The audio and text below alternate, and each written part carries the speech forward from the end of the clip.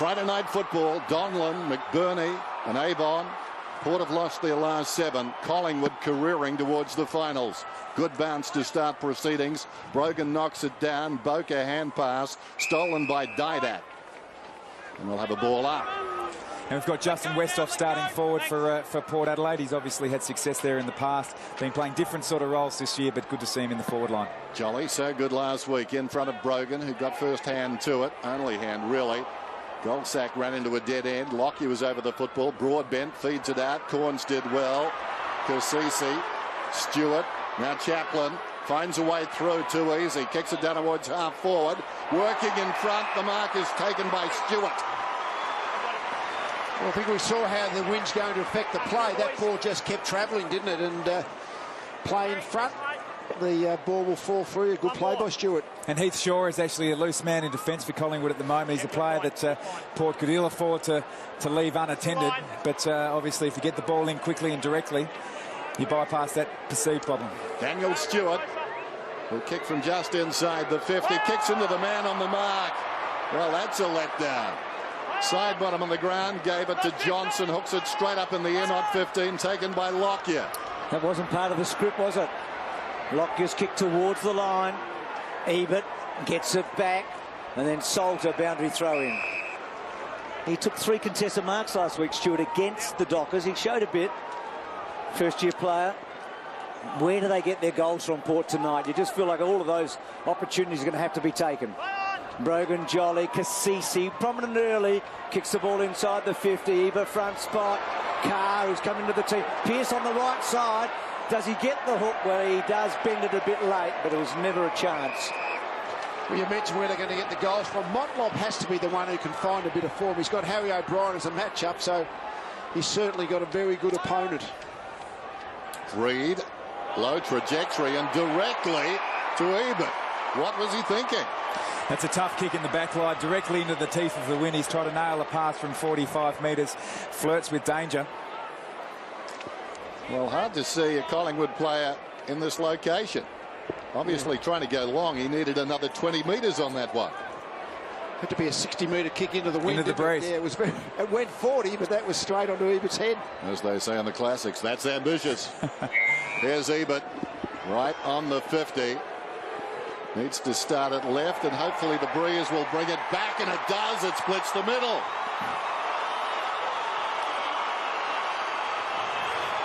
That's a terrific shot from goal there by Brett Ebert. Obviously, a lot of local nous in the forward line, and particularly down here at Football Park, Amy Stadium, I should say. And from outside 50, just see the turnover here. Really, as Dennis said, an ambitious kick into the teeth of the breeze. And this is the finish here. Just put it out to the left and nailed it. When you actually are the outsider, you need a bit of luck. That was a bit of luck. Yep. So the ball dropped at his head, and he did the finishing. Well, his father played 392 games for the Magpies, the all-time record. The Eberts and the Williams, famous names, aren't they, at this club? He's 14-17 from set shots for 4 tonight. Less than 50%. It's a good kick. Timed it beautifully. Jolly, who flew last week, didn't he? Swan. So prolific. Corns on hands and knees, and then Brogan. Back to Pearce, and then Logan. And this is how they started early, didn't they? By getting it across to this point. Now, Salopek. He's had a couple of dislocations of the shoulder so far. Boat. Gee, they'd love his signature for the next few years, in the next week or two. Stewart again, the fly. Daniel Pearce, short throw in the back. There's G. Harry. Well, it's Motlop, actually, not Pearce, but, well, he's within range, isn't he? He is.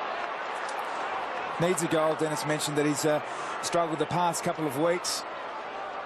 Become a bit of a whipping boy for the Power. Free kick. A good block, really, by Daniel Motlop there. Positioned himself well, and Harry O'Brien forced to give away the free kick. 2 goals in his last 4 matches. That's a beautiful kick. Oh, he was stiff. He rode the breeze pretty well.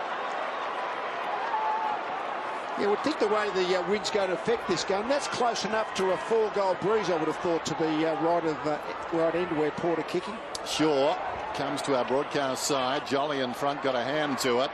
Slipping over was Salter. Hand passes away into the path of Pearce. Worked out okay.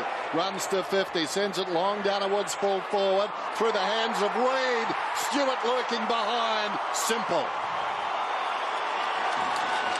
Well, do you think Ben Reid might be just asking himself, I don't know whether I like playing at Adelaide. Oh, he's made 2 really bad blues, and I think that's exactly what Mick Malthouse might be saying to himself. But when the ball is actually pushing with the breeze, it's very easy for the hands just to misjudge it. That's what happened. And he can get really greasy here at AAMI Stadium, but you're right, Lees. That's the stuff that nightmares are made of for key defenders, with the turnover from the kick, which resulted in the Ebert goal. I guess the positive, he's attempted to take the mark, but as a backman, you really have to make them stick. And he'd be thinking twice about the next time he attacks the footy, no doubt about that. So a good start here with the breeze behind them, but Port with a couple of goals. Stewart and Ebert. Banner couldn't quite get that one clear. Got the ball. Darren Jolly threw him into the ground. Free kick up, blowing the whistle out. So that's reversed against Alan Didak. So Mitch Banner, who had the big game last week, had 16 disposals in the first half. Oh, Ebert's taken a beauty. They're certainly on board with high possession team. Collingwood's 25 disposals to them, 7 to Collingwood. So we wondered how Port might stay the game. Well, we've got the answer. They've started the game brilliantly. Well, it was a jolly free kick, not jolly in that sense, but reversed. And he's sure just lost his footing. It's amazing how little things just haven't worked for Collingwood early. Spoke about the luck, and they've had a bit early, but putting the score on the board. So 15-17 from set shots. Make that 15-18. So 1-1 tonight for Ebert. Got to take them, we know that, but Port in a good spot right now. Sure to bring it in. Ebert, 20 goals for the season. Kicked 28 last year. Shaw kicks outside the 50. Dropped by Brogan. Game of mistakes at the moment. Cassisi in trouble. Slips a hand pass towards Salter. He fumbled. Goldsack emerges with the football to Beams. And now Collingwood mount an attack. Chopping the arms. They get the ball. A free kick on the wing to Dawes, a player who is prepared to lead up the ground. At the interchange gates. Will no doubt keep it on this side. Too dangerous to go back to the middle against this breeze. That's a good kick. Got some distance on it. Anthony almost the mark. Falling to the ground, Stewart. Sliding in once more, Anthony. Thomas dug it out. Logan. Stewart. Well played. Fit it back to Salter. He was assaulted. Comes back to him. He was taken high. He'll get the free kick. He's a forward, really. Had a lot of success for the Eagles here in South Australia, Solder, last year. Yours. Kicked 45 goals in 11 games, so over 4 a match, playing in the back half. Just his 3rd game. Salopek and then Roden. First time we've seen him short to Logan, who started his career with Lee at Brisbane a few years back. Played a handful of games there. In short, Hitchcock. He's had a good debut season, Hitchcock, on the rookie list. Long and high. You can see the breeze. It just flew the ball. And Pesty, who did a press conference this week, can you believe it? Kicks the ball back towards centre wing. Broadbent in hard. Off the ground. He's got the name for it. On the wing, Banner just slips the ball away. Salopek tackled, holding the ball. Play on advantage. Pendlebury, nicely done to Thomas. Loves this situation. Sort of. Hesitates. Slips it away. Beams. Wide is still taken by Pendlebury. Very slow, laborious build-up. Westhoff got between 2 Magpies. Slips it away. Taken by Banner. Fed it forward. Carr. Motlop inside the centre circles. Not his best kick. It wanders down inside the 50. The dangerous Ebert is free. Should goal, does goal.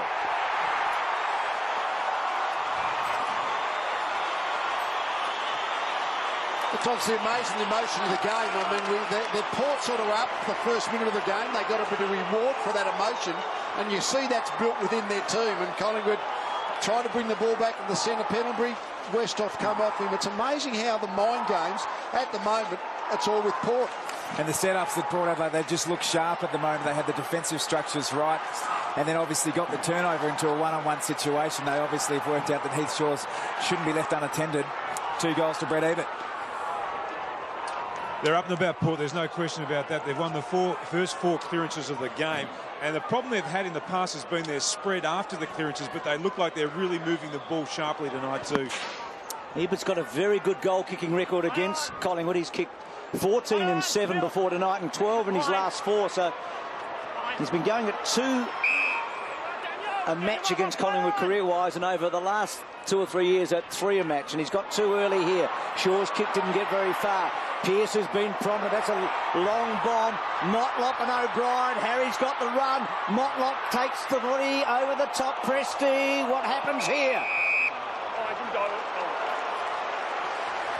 I think the Tuvey matchup off Ebert has been changed fairly quick. It's a bit of a marking play, but you need a defender on him who's actually really good in the air. Well, Lee, normally O'Brien gets Ebert, but tonight he's gone for Motlop.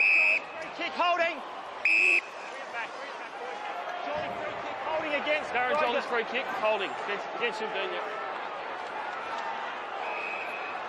So Jolly in the defensive 10-metre square. Amazing statistic, 48 possessions to 18 in Port Adelaide's favour at the moment, dominating all parts of the ground. This is interesting. Jolly goes to the other side of the ground. They've been instructed, or it seemed that way. They were coming this side, but now they try the outer side of the ground. Goal sack into the path of Didak. Anthony comes up, tries to side foot it. Taken there well by Banner. Flipped it over the top. Logan, Chaplin, now Stewart. They're combining well. Corns. Logan towards half forward, set it up for Carr. Shaw came hard on him. Loose ball. And the umpire will ball it up. He actually had the whistle in his mouth there, Dennis, about to forward the free kick to Josh Carr. To see it here. Probably should have got one too. But Collingwood supporters watching in Melbourne, this breeze is very strong. Bear that in mind. Corns, the takeaway, kicks it down towards the pocket. Having said that, on this side of the ground, Collingwood were getting good distance. This is Banner.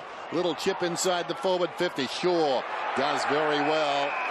Diving to his right-hand side, just deflecting it out of bounds. Probably because the outer side's got a very low stance, so the wind's going to affect the outer flank much more than Canberra side, which has got a much higher stand to protect it.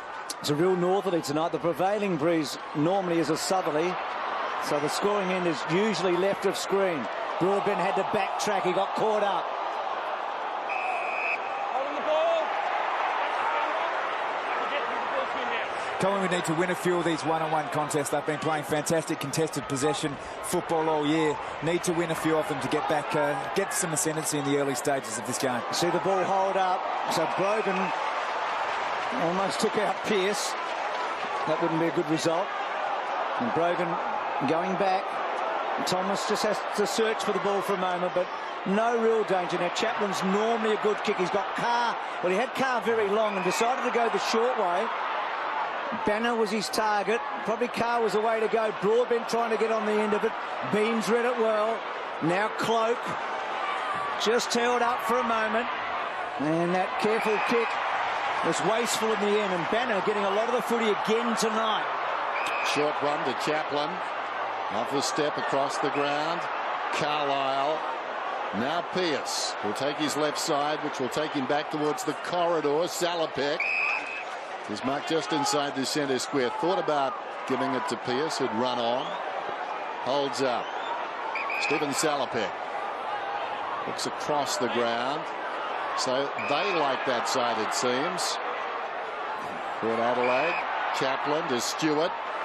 Long hand pass. Again, Banner with the football. He drives it down towards the pocket. Carr spilt it. The umpire didn't blow the whistle. He knew it was going to be difficult to mark. That umpire knows footy. Shaw's got it. Breaks away from defence. Gets a hand pass across to Lockyer. Back to Shaw. Shaw's kick affected by the breeze. Hands in the back. Hands in the back. Just going to have to be in front to the left of camera, isn't it? The ball is just going to drop short.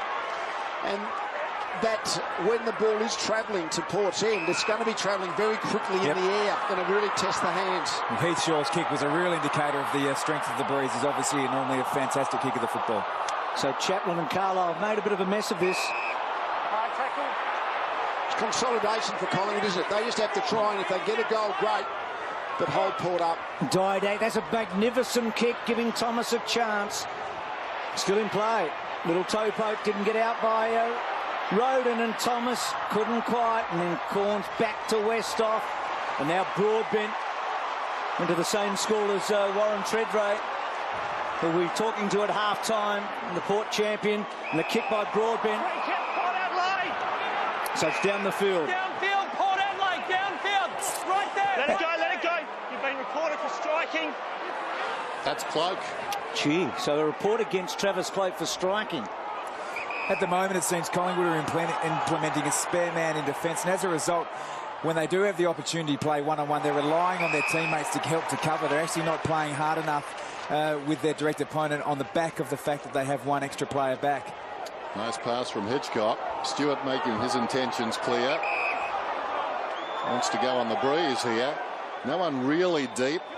A lot of space behind this pack if it goes behind. Opportunity for Roden. Couldn't force it through. Brown was taken down. Trengove spills behind. Slippery football. Slippery customer. Beams. Now Blair to the opposite pocket. Shaw and or Thomas. He leaves it to Thomas. Run bounce. His second. Carries into right half back. Hugs the boundary with the kick. Anthony, was he across the line? Marcus Pay. What a precise kick it was. He goes back to Shaw.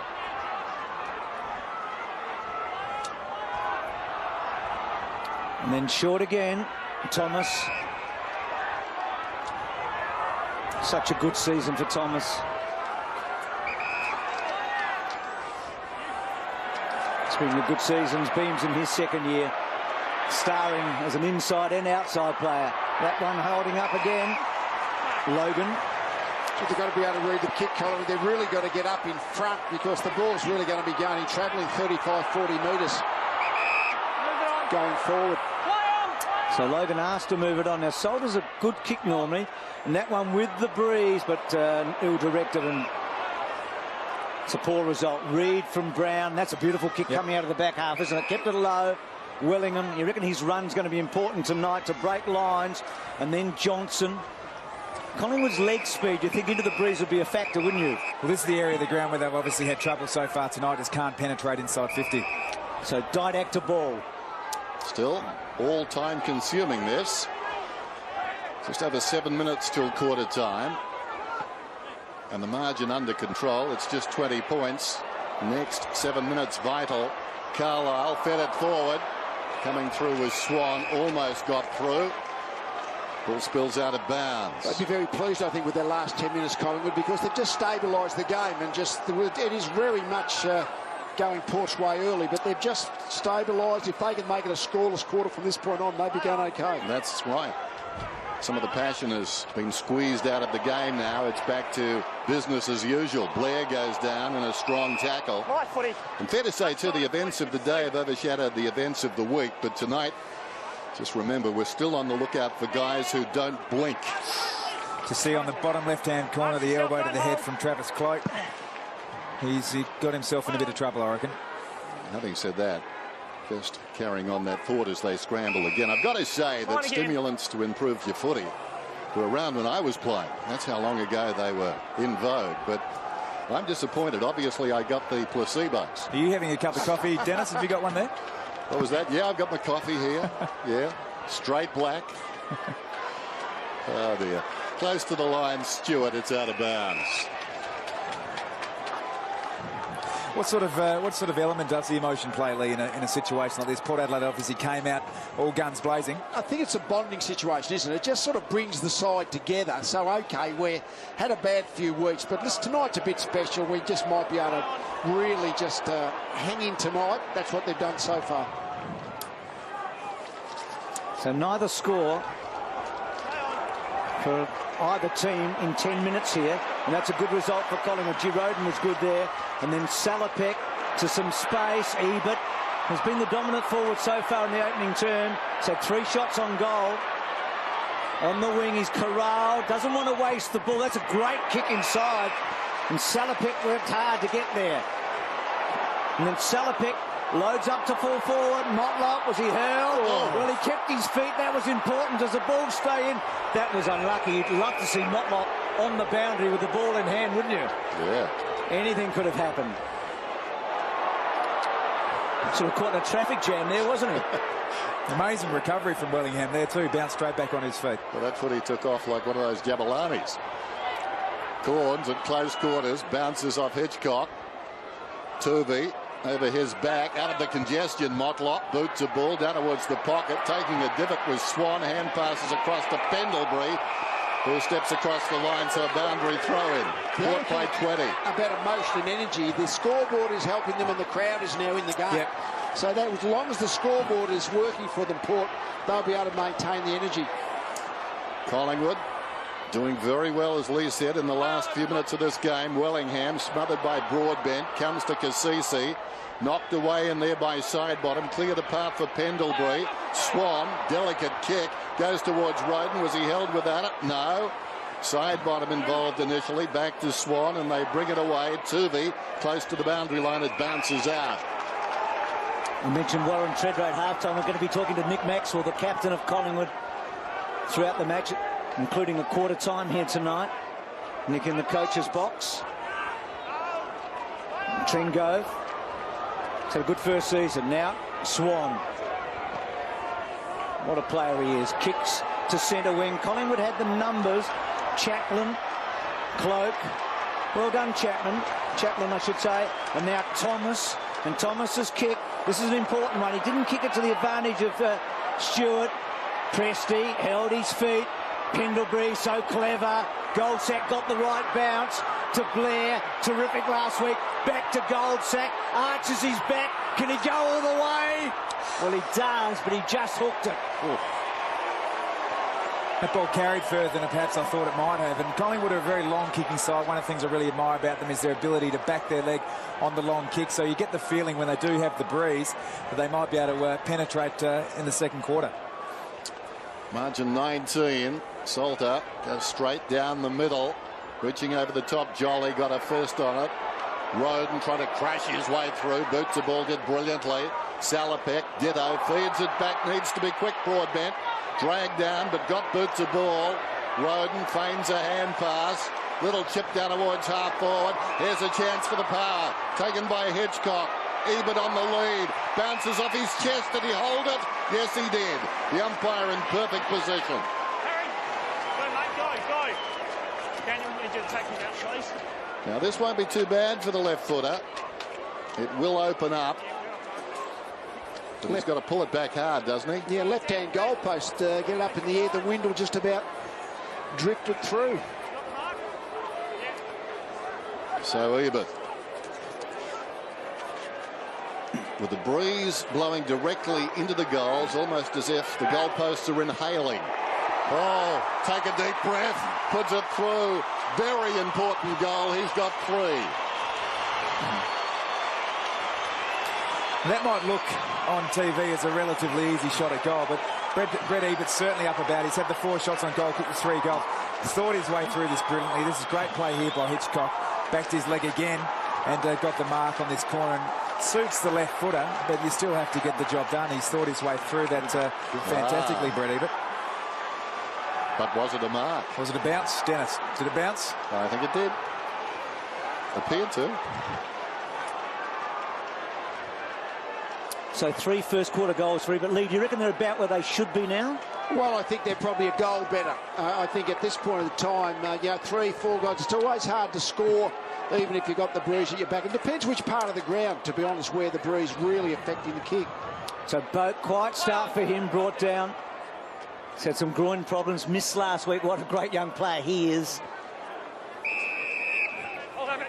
Up again, come on.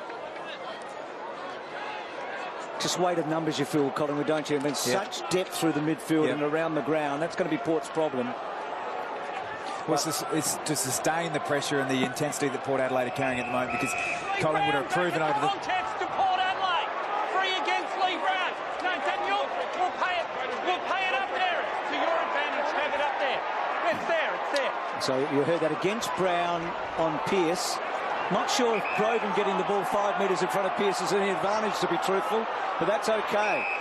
So a couple of those have gone Port's way, remembering the Didat one earlier tonight. Actually, the win doesn't affect contested possessions. It's 39 Port to 23 Collingwood, so they're winning the contest. With or without the wind, that's going to be the key to the game, as always. It's one area of the game where Port Adelaide have done really well this year. I think they're ranked in the top 2 or 3 in contested possessions over the league. A lot of their games have high contested possession tallies. So Corns short to Brogan. So he tries to get some distance, gets it to about 50 metres. Jolly, not paid. And then Cassisi's been good. Here's Boak, kicks to a very dangerous spot, searching for a Tuvey. Oh, it ran. And just the wrong way in the end. What's the Collingwood message, Lee? I mean, they obviously haven't kicked a goal this quarter. What do you say? I don't think kicking the goals this quarter is just minimising. When Port are up, they got the breeze, just minimising the margin. I think that's the main thing come quarter time. Yep. Stewart, terrific grab, was it? Or did it bounce like Ebert's before it? It did bounce. Ebert's got 3 goals. He's been so lively on the forward line, but a replay showed that last mark was not a mark. Was this one? Ooh. I reckon they'd take the Ebert one close to goal, Dennis. Oh, of course you would, but I'm not sure that wasn't a mark there by Stewart. Anyway, in trouble is Roden. Shows you the problems for umpires. We're watching replays and still uncertain with that last one. So a bounce midway between right half forward and right centre wing. Port attacking on the breeze. Cassisi tackled by Pendlebury. Another scramble. Another ball up. So this is all good for Collingwood. The margin 26 probably hard to estimate, but close, I'd suggest, to the value of the breeze. Although looking at the flags, that breeze may have dropped a little bit. Outside the 50, Carr goes up, smashes it forward. Pendlebury in the road. Cassisi tackled. Geez, had a long time, Cassisi. Spills out the back side bottom, tries to get it across to Jolly. Brogan just rolls out of the pack with a footy, and the umpire has decided it's going to be a free kick, is it, to Brogan? Go back and take the free kick. Dominic, get up. Get up. No, get up. Come on, let's go. I think it's a bit harsh on Cassisi. He didn't get flattened, but he did get up in the end. So Brogan's free kick back to Pearce. Still outside the range, obviously, but Pearce to full forward. Motlop and O'Brien and others. Westhoff and Roden. Roden's been good in this opening term. It's interesting that Heath Shaw, who's playing that spare man back, he's really got to be, I think, playing closer to the full back line because the ball is going to come in quicker and deeper. Not so much half back loose man, but almost the extra full back line player. Pendlebury was good there. He read it, and then Roden's going to kick a goal. He's been really good in this first quarter. That gives Port the edge for sure in the opening term. I think what would be disappointing for Collingwood here too is they didn't have anyone on the sweep of the defensive side of the stoppage, and a quick kick out of the middle of the pack. There's just no Collingwood player really holding back from stoppage to goal.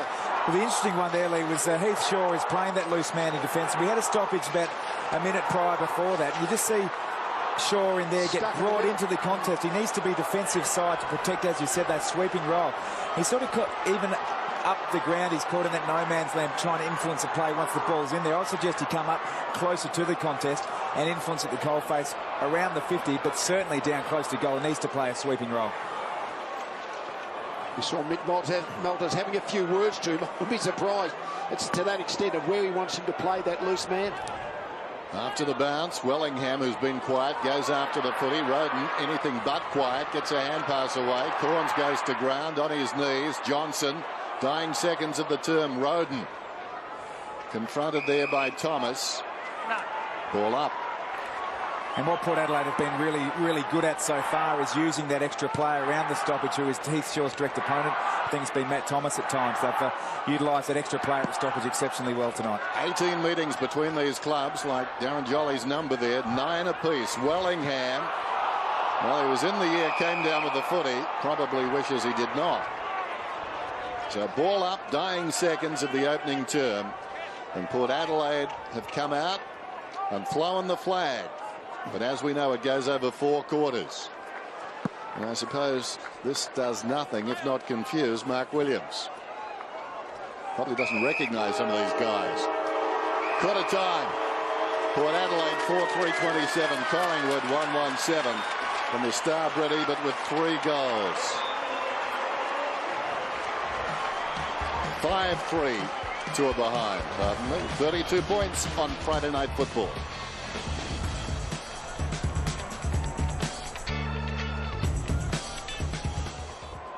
Collingwood need to make some hay here. I know it's night, but you know what I mean. Brogan and Jolly, neither of them touched him. Luke Ball, I think, is getting a free kick, is he? Hasn't figured too prominently so far. Only his second possession. Pendlebury, Swan, and now Ball again. So another attempt to move it from the middle. He kicks inside the forward 50. Thomas was up. It falls behind. Dawes tries to feed it to Thomas. Comes to Didak. Can he weave his magic? Not quite. The man who lit up the last round of football in the 3rd term against the West Coast Eagles. Unable that time to get a much-needed goal. And I think Mick Mulder's had a word to Didak at quarter time because Kane Corns, his direct opponent, has had about 10 possessions in the first quarter. So I think the message was, hey, you've got to defend as well. So let's see how far Port can get this out with the kickouts.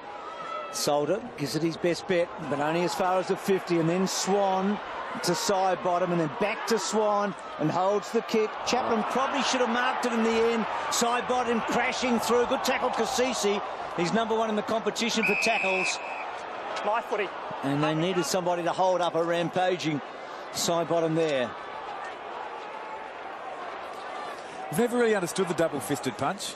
I think if you've got the opportunity to get your 2 hands on the ball, you mark it. So Brogan and Jolly.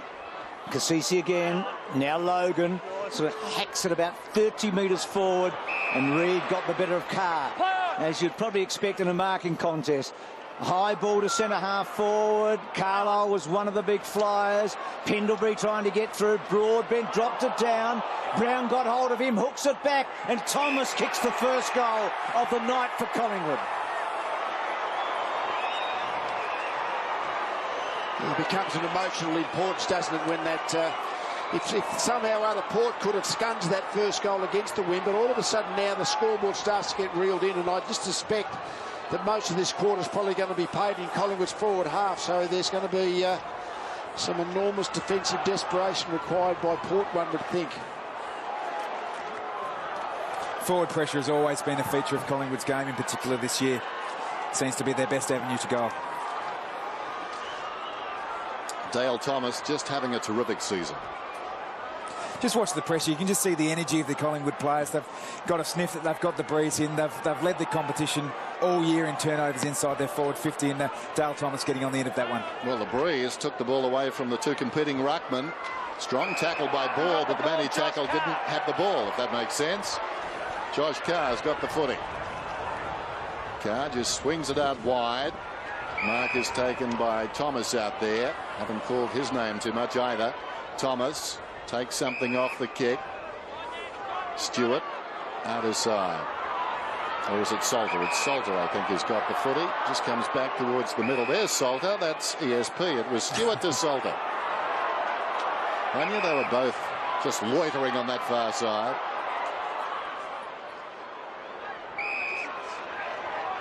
Now Carr.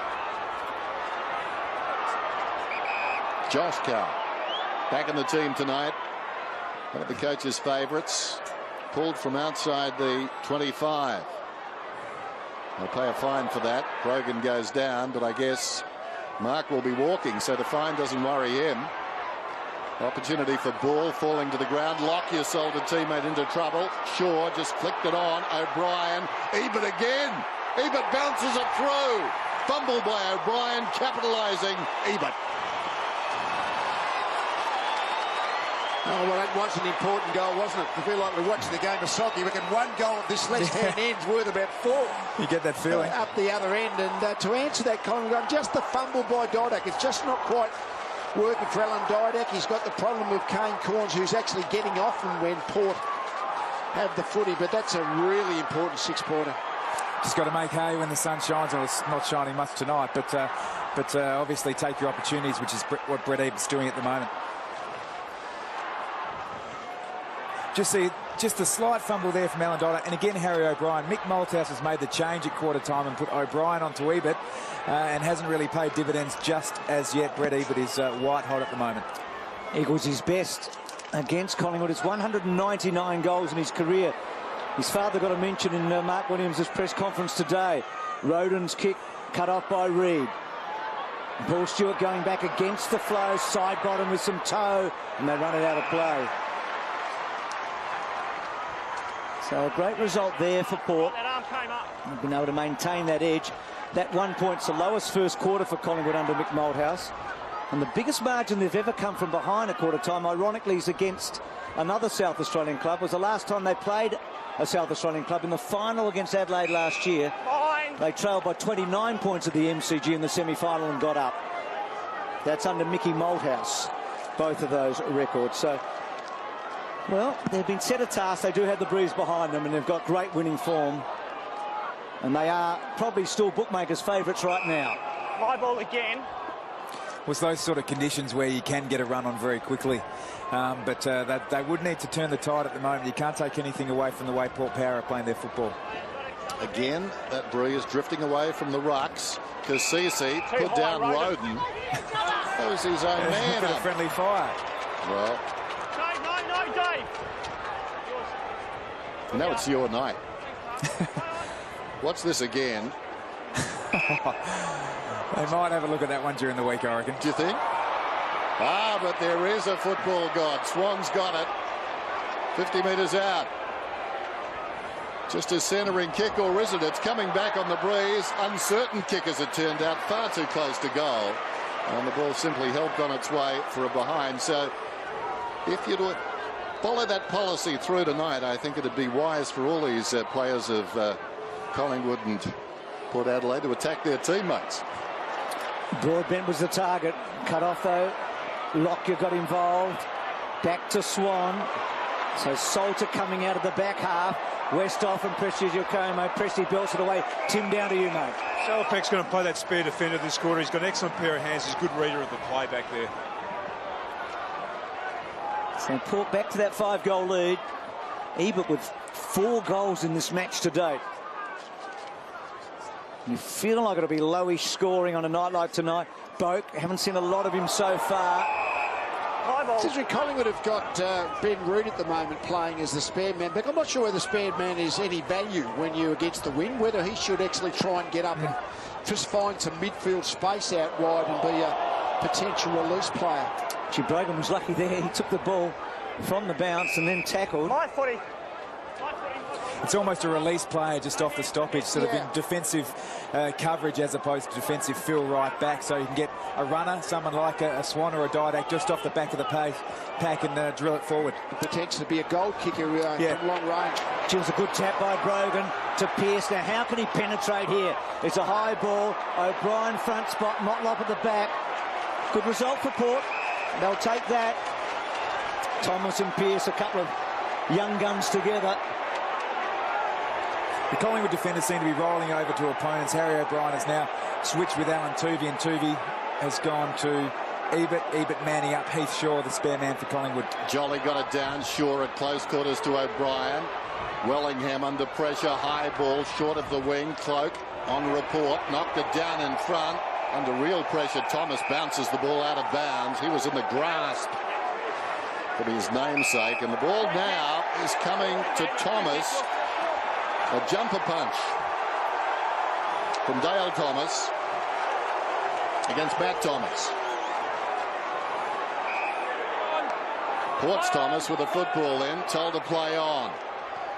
And really now Collingwood dicing with death here. They can ill afford another goal.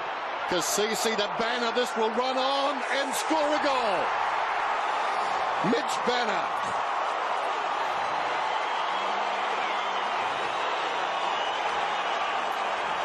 Well, 2 goals into the breeze. All of a sudden, I think Collingwood out there would be just starting to wonder what's going on here tonight. There's the free kick that created the kick into the forward 50. But nothing just is working for Collingwood. No. Basically, the contested footy is so clearly Port's way, so they're creating opportunities.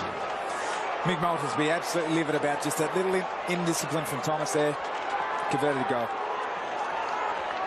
We see Daisy Thomas on screen now. Port's Thomas actually signalled to Collingwood's Thomas after that goal was scored, as if to say, OK, it was your free kick that got us the ball there. Well, remarkable scenes here so far. Brogan probably winning the rucks. Here is that spared Reed, a fumble.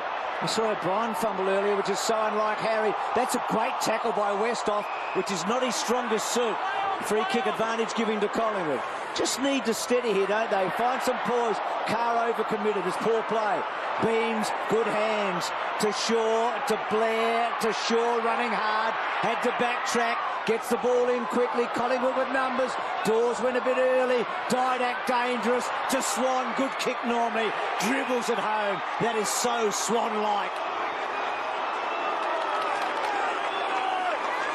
The beauty of that play by Collingwood was with Heath Shaw, who is playing a loose man across defence, actually got involved in the attacking play instead of sitting right back. See him getting the ball on the wing and driving inside the forward 50. I think that loose player, whether he be at the stoppage or in the defensive 50, needs to get involved in attacking parts of the ground.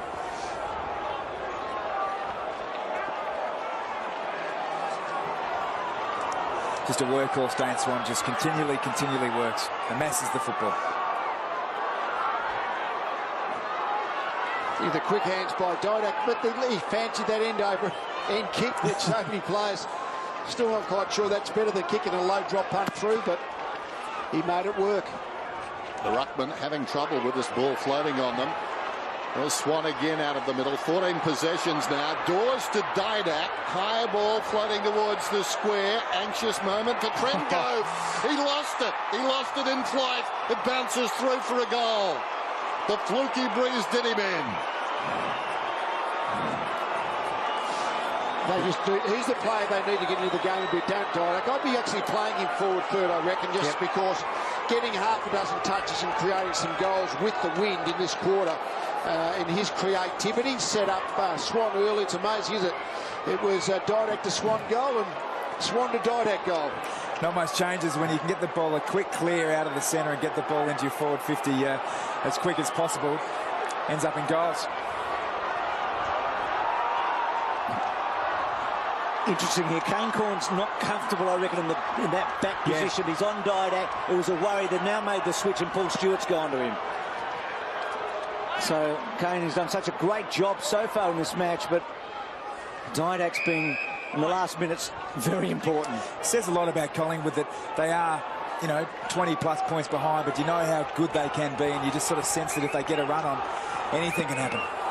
And 2 goals in a minute. Didak last week kicked 3 and under 3. Swan again having a huge impact here in a little burst. Brown had to wait. Didak lurking. Stewart with him. And the boundary throw in. So Corns with the job on Didak. Didak after the goal. Just letting him know that I've got one up on you. Of course, he was a Port Adelaide Magpie in the early days, wasn't he? They would have played a bit of football together, I reckon, with that. Kane was with Glenelg, of course. Yep. And same vintage. Boundary throw in. Wellingham to Didak, bobbing up again, finds the football again. Goes with a long hand pass. Wellingham the target. It came from Blair close to the boundary line. It's out of bounds. Slow to get up is Stewart. And what about Dane Swan putting his stamp on this game? He's up to 15 possessions now. His career high came against Port Adelaide, 48, round 10 of 09. And, of course, 38 possessions last week. And Stewart is slow to get up. Didn't see what happened to him. But some concern. The margin was 32 points at quarter time, 5-3 to a behind. Port Adelaide now up 7-3 to 3-3, so it's back to 24 with about 13 and a half minutes to go. It's critical at Collingwood when they've just got themselves going this last 5 minutes. Didak and Swan have been the 2 players that have just been really pivotal. He's become a good player. Swan, he hasn't got the reputation of Ablett and Judd, but I'm not sure whether he's just about on their level at this point of their career. All 3 of them are 26-year-olds. And the result become really good lately. The results are there. He accumulates just as much ball and is just as damaging. So Corns to Westhoff. Stewart off the ground. There's a clever kick by Westhoff. Ebert so important in this match. Tringo probably got a high one. Motlop certainly looked to get a high one. Shaw very good to Johnson on his left foot, the right side for him.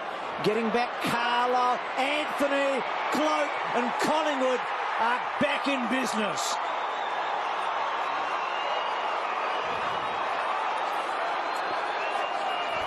It's interesting, that stoppage on the half-forward flank. Josh Carr actually ran forward. It thought it got his 30 metres forward, but Johnson got it too. But it's really just makeshift goals, and that's how most of them are going to come, with or against the Breeze. It's very hard to just set up passages of play disposal to teammates. So it's really just create the creativity of the thinking under pressure and the half chance. Travis Cloak, only 3 possessions so far in the game. He's on report, so not his best night so far, but kicking that goal from point-blank range. And despite the Breeze, a couple of their goals have come from very close in. Again, the Breeze carries the football away from the ruckman. Swan once more over the shoulder, intercepted the hand pass, but his hand pass was intercepted too by Chaplin. And now it's Hitchcock on the far side. Just chips it towards Pearce. Missed the mark. Johnson played it pretty well. Fed it across to support. They've got the numbers on the outer side. Reid drives it long after side bottom was involved close to the boundary line. And it goes out. There's Stewart. You would think maybe ribs the way he's... Looks very sore. Yeah. Seemed rather innocuous, but it may have been Wellingham's leg that just caught him in the ribs. Wellingham in the air as they made contact. Roden taken down. No, my ball, footy pinned as soon as he took it. So this game now at a pivotal time. 45 plays 27. It was about midway through the opening term that Port slowed down after a whirlwind start. Well done, Roden. Industrious, trying to do for Port what Swan is doing for Collingwood. Comes across the ground. Knocked out of there by Carr, falling to the ground. Shaw picked up by side bottom. Men on the outer side. Wellingham is one of them. Did a well side bottom. He and Wellingham, 2 of the players that have made great improvement this year with a bit more experience. That's a long kick. Anthony probably gets a free kick away. Knocking Frisbee. I was just watching Justin Westhoff. He was actually sitting behind the play in that sort of loose man in defence role, positioned himself exceptionally well. And when you're in that position, you've got to stand under the ball. Got the job done for Port Adelaide. Just a moment, Anthony endures the Collingwood force. They just can't judge the ball in the air at the moment because it's just blowing all over the place. They're just completely at sea. Westhoff started forward, didn't he? Now in the back half. So Port hanging on here, but Collingwood right back in this match. Salopek's been good. Kicks to centre wing. Hitchcock outnumbered. And certainly outgunned in terms of height. So Lee Brown to Harry O'Brien in his 100th. Tringo caught underneath. Brogan's been good. Good handball on the up to Kane Corns. Can he use the ball? Good kick. Now, can Motlop think his way through here? He's got Carr. Wasn't a good handball. And now Carr with a dinky kick to the pocket. Missing targets. So Port, well, untidily get the ball forward in the end, but they do get it into their forward pocket. Yeah, I think a forward stoppage against the wind deep in, that's not a bad place to restart. 45 plays 27, boundary throw in. Port's attacking end, working into the Breeze. Carr almost. Roden out of the congestion. Getting back is Reid. That was better. Josh, got to be 5 back. He started the game very uncertainly. Not a particularly good kick. He's done it again. Thomas feeds it back. Motlop got Reid in the air, and that was too clever by half. He kicks it behind. I mean, you can certainly do that, Daniel Motlop. A couple of the efforts have been bordering on laconic. I think when you've got an opposition as good as Collingwood are, in a position where they've really got to punish and keep the intensity right up. He does actually test the percentages of he does. Motlop, but they're not working for him at the moment. I think Choco will live with it tonight, don't you? Don't think he'll yell at him at half time. It's not his problem on Monday. Kasisi to Boat. He's been a huge supporter, obviously. And then Broadbent's kick back in's a good one. Here is Motlop. Well, he's a prodigious kick, but he'll go short to the pocket. Gee. Now, Ebert, they had some space, didn't they? Had 2 players to choose from. And this is not a bad spot for Ebert, you'd think, the lefty. going to be a tough one with the Breeze. He's really going to have to get some penetration on this kick into the teeth of the Breeze, but in rare form at the moment in front of the sticks. He'd have to try and drive it. Really drive it. If he gets the ball in the air, it'll just blow away from the goals. Yep. Interesting to see how he tries and thinks his way through this to really try and drill the ball low and hard into the wind. Never kicked 5 against Collingwood. This would be his 200th goal. Not bad, but just to the side. Warren Treadray and Stewie Dew, the only Port Adelaide players to have 200 goals in their careers. Brett Ebert sits on 199 after 4 so far tonight. So the margin is 20 points halfway through the term. That rain that Tim was talking about, nowhere in sight, at least for the moment. O'Brien, right half back. Collingwood, a sense of urgency. Drives it up towards the wing. Jolly, they need a mark. Well, hands were taken. It's out of bounds on the full. So instead of perhaps a free kick to Jolly, it's going to Westhoff. I think off Didac, Dennis. So I think that was the call anyway. Yep. And Jolly was stiff. So Westhoff at the interchange gates, very short. Salopek, full-chested. Comes back, and as you can see now, he too is at the interchange gates. Stephen Salopek to Carlisle. Chaplin is on for the short one. They need to be careful. Now they've got men onto the outer side. They played it well. Chaplin, the high ball. Broadbent takes the mark. Hung in the air a long time. Now he punches it out towards the outer side wing. Trengove did brilliantly. Corns. Now the run of Logan coming off a terrific 27 possession game last week, but that kick not good. Bounces out of bounds, and Roden contains his displeasure, but he thought he was on the hop there, running down towards the 50. Ball didn't come as he wanted it. Not unlike the opening term when Port had a problem, didn't they, in the middle of the quarter? Collingwood just stalling for the moment after those 3 quick goals. Roden so good tonight in the clearances. Thomas. Logan had to be quick. Westhoff. Happy to concede a bit of ground. Back to Chaplin. Now this is an important kick, you would think. Well, he's going to concede here. No, he's not sure. Back to Carlisle. And then Carlisle to Trengove. And over to Logan. Got to make gains going forward. It's easy to get these one square across and flirts with danger, but you really need to penetrate. That's the perfect hit up there. It was a good kick, and Brogan has been very, very good. Been good, Brogan. Yep. Jolly was fantastic last week, but they're certainly winning the clearances, Port, and I think Brogan's a big part of that, his ruck work. Well, Brogan and Roden together, haven't they? They've been so important here. I've liked Salopek again tonight. Here he is on the outer side. Trying to punch it low into the Breeze, right to the 50, off hands, falls in front, taken by O'Brien. Tackle, got the ball somehow out. Down goes Ebert. Ebert was tackled. Kasisi did well. Thomas, though, strongly tackled. Well done by Blair. Pendlebury, Swan, read it brilliantly. Knew there was a man coming from the front. Pendlebury, Didac, knew there was a man lurking at the back. Anthony's got it, runs to the 50. This would be a difficult kick. Now the Breeze grabs it.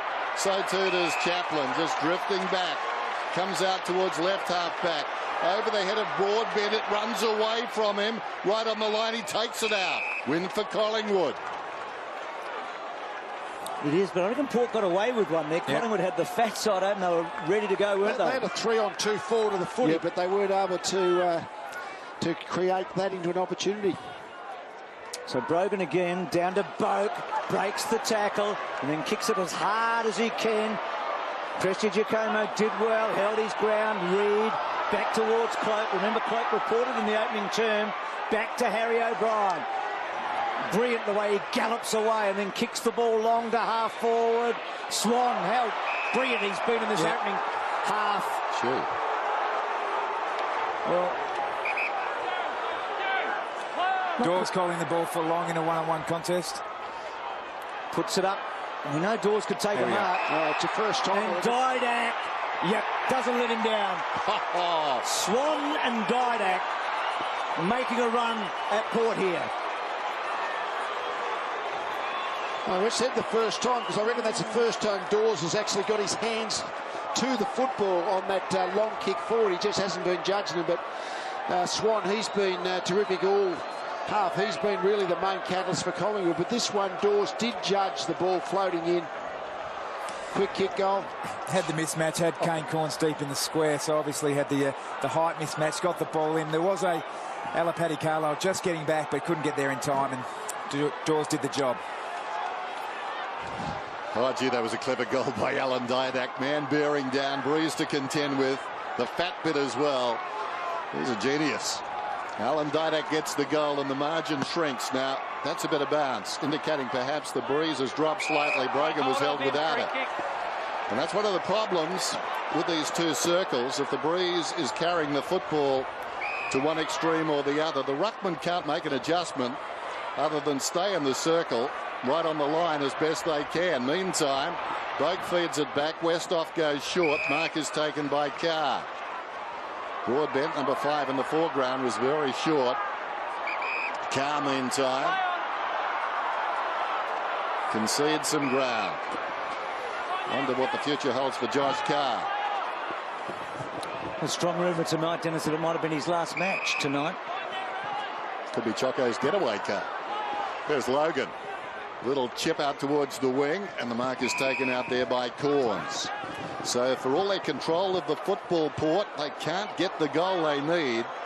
Another goal to Collingwood. Ample time for them to get it. Would make things about line ball at half-time. Trengove kicks beyond the wing. Big pack at the drop. Off hands, Thomas. Well, he was into his move before he had the football. Brilliant by O'Brien to Lockyer to Swan. Clever kick on the bounce. Blair over the top. Johnson closing on him. Carr, brilliantly done. Worth his inclusion. Picked up by Kasisi. Goes back to Carr. Well, they're doing it numerically at the moment, and it doesn't pay. We'll have a ball up down towards half forward. Rumour is they've just re-signed him for another 3 years after the tackle. One tackle will do that. Port's forwards are probably playing too deep here. I mean, the ball's just not penetrating, isn't it? Well, with the Breeze the way it is, they really need to push them up across half forward and give them a definite target as they bring the ball out from half back. Instead, at the moment, really just going back side to side, sitting the ball up, not getting any forward momentum. So if they could have their key forwards push up, even if they can get the ball running on. Well, Collingwood at the moment have kicked what Port kicked in the opening turn. Yep. Got their 5. Port with those 2 into the Breeze. Gee, what an effort by Roden to Corns to Roden. Now this will be interesting. 2 bounces. Needs to kick it hard and long to full forward. Doesn't get the penetration. It looked like being a masterpiece, didn't it? And it turned out to be just an ordinary old scrap of paper in the end as Swan, who's just keeps on. How many has he had, Dennis? Swan. That's an interesting question, up to Bruce. 20. He's up to 20. Thanks, Tom. Brogan. I'm not going to ask you again. I was sitting here minding my own business. That was a drive-by. 13-7. Anthony, 13-7, Bruce. Ball falling to the ground through the legs of Lockyer, who crawls after it to Tuvey. Collingwood are coming. Make that 21. Down towards half forward. Good grab is taken by Westhoff.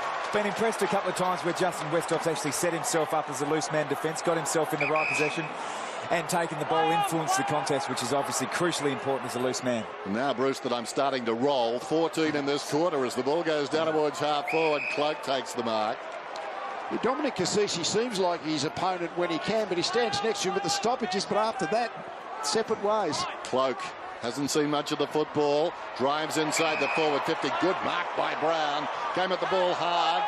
Touched off the boot by Swan. Ricochets inside the forward 50. Over the football, Didak.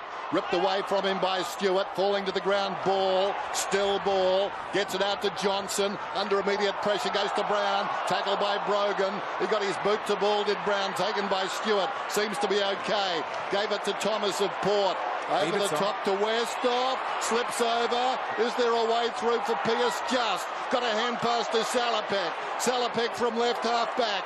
This game now on a knife's edge.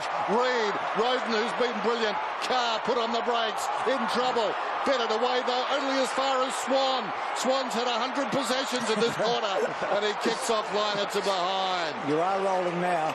Port Adelaide were away there. They had the one-on-one contest. Even Brett Ebert was able to get himself free. Just used the ball, probably over-possessed it in the across half-back. Calm Mr. Target with his handball, under pressure. Interesting, Stewart's back now. That relieves Corns from playing deep on Didak, you would think, in the back half. A much better matchup, Stewart on Didak in the Port Adelaide back line. Tim, what have you got for us, Tim? Well, I know they rotate like Collingwood, but I think it's time to put somebody on Swan. He's had 23 now, and he's just ripping Port Adelaide apart. You got call play on. He was already behind the line. All clear. So behind. So, Tim, any suggestions? He's a hard man to match up on at the moment, isn't he? At any time. Not sure who Port can put on him, actually. It's against Motlop. So Cloak, well, he can thump the ball, Cloak. He decides to go short to centre half forward. You saw the ball deviate a bit. And now Beams, who is within range, and without any pressure, leans back and kicks the goal. Collingwood closing on half-time. Just gradually winding their way back into it. Often when you start with a real emotional high at the beginning of the game, as Port did, you suddenly start to lose energy a little bit, particularly if the opposition start to get the run. And they've still got the 6-point margin. But Collingwood are looking the stronger this last 5-10 minutes. Well, he did say it was a 4-goal breeze, and it's looking every part of that at the moment. So we're going to see the score go, you'd think, go up and down with the side kicking to the breeze. That's a really nice kick, just bending it back on the breeze, and Beams sensing the moment, grabs his opportunity, and a lovely finish, starting it at the right goalpost. Still time for Collingwood to draw level at half-time. Brogan knocks it down. Roden took a swing, kicking in danger. He's right here. I presume that's what it's for. Port responses Logan onto Didak, I think, and Kane Corns on to Swan. Not sure that was in danger. No, I can't see what that was all about. In fact, Brogan, or rather Roden, may have been held without the footy. Here's Pendlebury anyway. Plays on, aided by a Shepherd from Swan on the mark. And Lockyer. Oh, gee, that was a good mark. Great mark. Just saw at the speed the ball came in. It was kicked in, obviously, speared in, but again, the breeze has picked that up, and that's sticky fingers from Tarkin Lockyer. We just see this one here. Whether it's that kick or it's the next one, you assume it's the first one. Yeah, and that kick was one of those sidewinders that Michael Stipe used to sing about. That was coming in low and flat, and somehow he just stopped it clean. So Lockyer from the 50, this to tie the scores. Ladies and gentlemen, this is some sort of comeback. Collingwood all level with the emotional Port Adelaide, 18 seconds out from half-time. If this was the Tour de France, we'd say they've timed their run beautifully. And just a little bit of creativity, isn't it, in the forward half. That free kick created it. But you can't set up goals with the way the breeze is just pushing the ball in so quickly. Forwards just have to be so alert to be able to read the kick off the boot upfield, and that Lockyer was able to do that. Create a really good goal. Well, the quick entry, obviously, I mean, you can have all the defensive structures you want with loose men and those sorts of things, but out of the clearance, with the quicker it is, the harder it is to defend. And sometimes luck forges the brave, and that's Tarkin Lockyer's taking a fantastic mark. No matter where they play, they've got support. Collingwood, haven't they? They do. Fans here tonight. Been a great first half of footy. Be fitting if it is all square at the long break. Thomas trying to barge his way through. It was Thomas on Thomas again. And the young Thomas from Collingwood was up for it. No advantage, Josh Cut. It was a great tackle by Dale Thomas. I mean, he just had to hang on, and he was not going to let go. He was rammed, wasn't he? So out to Logan. And it is all square at the long break. Well, it's been a day like few here in South Australia in a footy sense. And Port came out with a rush, and Collingwood absorbed it all and then came back hard, and we've got a fantastic second half. Yeah, good game of footy, I think, the way it's panned out. Obviously, scores going with the breeze, set up for a ripping second half. So let's go down to Tim Watson, who's got the Collingwood captain not playing tonight, obviously, Nick Maxwell. Well, Nick, they kicked a couple against the breeze, but a really strong quarter from Collingwood. Yeah, a lot better. I think that we started to get the ball forward, started to trust our forwards a bit more. So obviously in that first quarter it was pretty tough for that wing going forward. The boys just couldn't get into a forward 50. So, and obviously we saw Port Adelaide took full advantage. Dane Swan just outstanding in the first half. Look, he's becoming one of the most outstanding leaders at the footy club. He's been deputy vice captain for the last 2 years, and he's just leading by example. There's been a few games that without him, then we wouldn't have got the points. So he's been sensational. I got reported in the first quarter. You're the skipper. Will you sit down and have a chat to him at half time, because it can worry a player, that? Yeah, I'll have a quick chat to him now, but I think he's pretty smart. He knows what he's doing, and contributed there in that second quarter for us. Thanks for your time. Thanks, Tim. Thanks, mate. Forecast, you might want to get your minutes up with the breeze early as possible. So let's see what evolves here. Of course, in that last quarter, there's the breeze again, and that circle's almost not big enough. Hand pass comes across to Corns from Roden, goes in short to Carr. Roden wants it back on the outer side. You weren't in the contest within 50. 5 metres. Wow, how's this for a start? Josh Carr. And that's probably the correct interpretation. What happened, Carr left foot, he went to look inside, but Lockyer was coming down inside that 5 metre protected area. Good morale booster for Port, though, have this chance. I'll say. Was a star, now a role player. Speculation about his future, but this is big. Carr comes in and slots it. Collingwood haven't touched the footy. It's interesting that at the start of the game, Port obviously jumped out of the gun and started well. We speculated it would have been on the back of, we just see there, Choco's army, Choco's motivation perhaps at the start of the game. And what half-time does present is the opportunity to instill a bit of that again. We saw some great footage of Mark Williams and his troops really getting up and about, showing some real enthusiasm with his players. And they probably wouldn't have expected a free kick like this, but they'll certainly take it. And again, the emotion might play a part.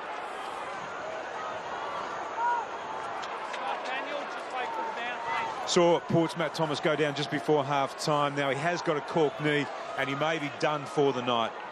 So Port may be a man down here. It's an important play for them, Thomas. There he is.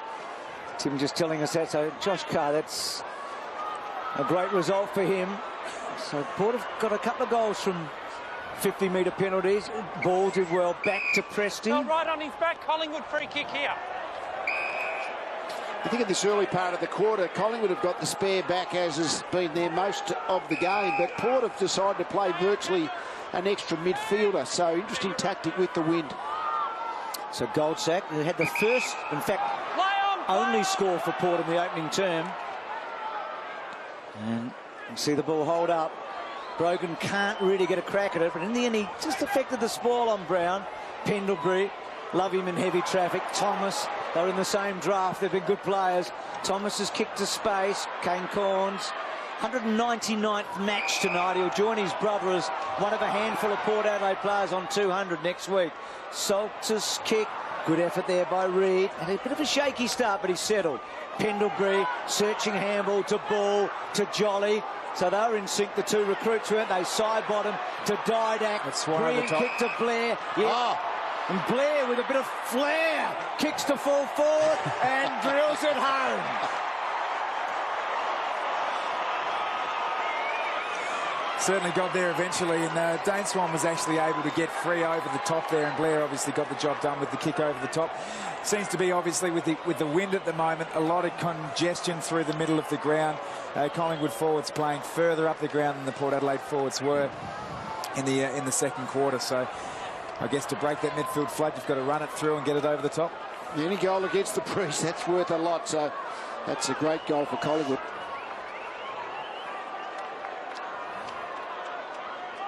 There's so many players through the middle of the ground with this wind in particular. And Blair actually had, you can't see it in the screen, but had Dane Swan by himself over the top. Elected to play by himself. Swan lets the ball go through. Blair's first AFL goal, the first for Collingwood, going to that end.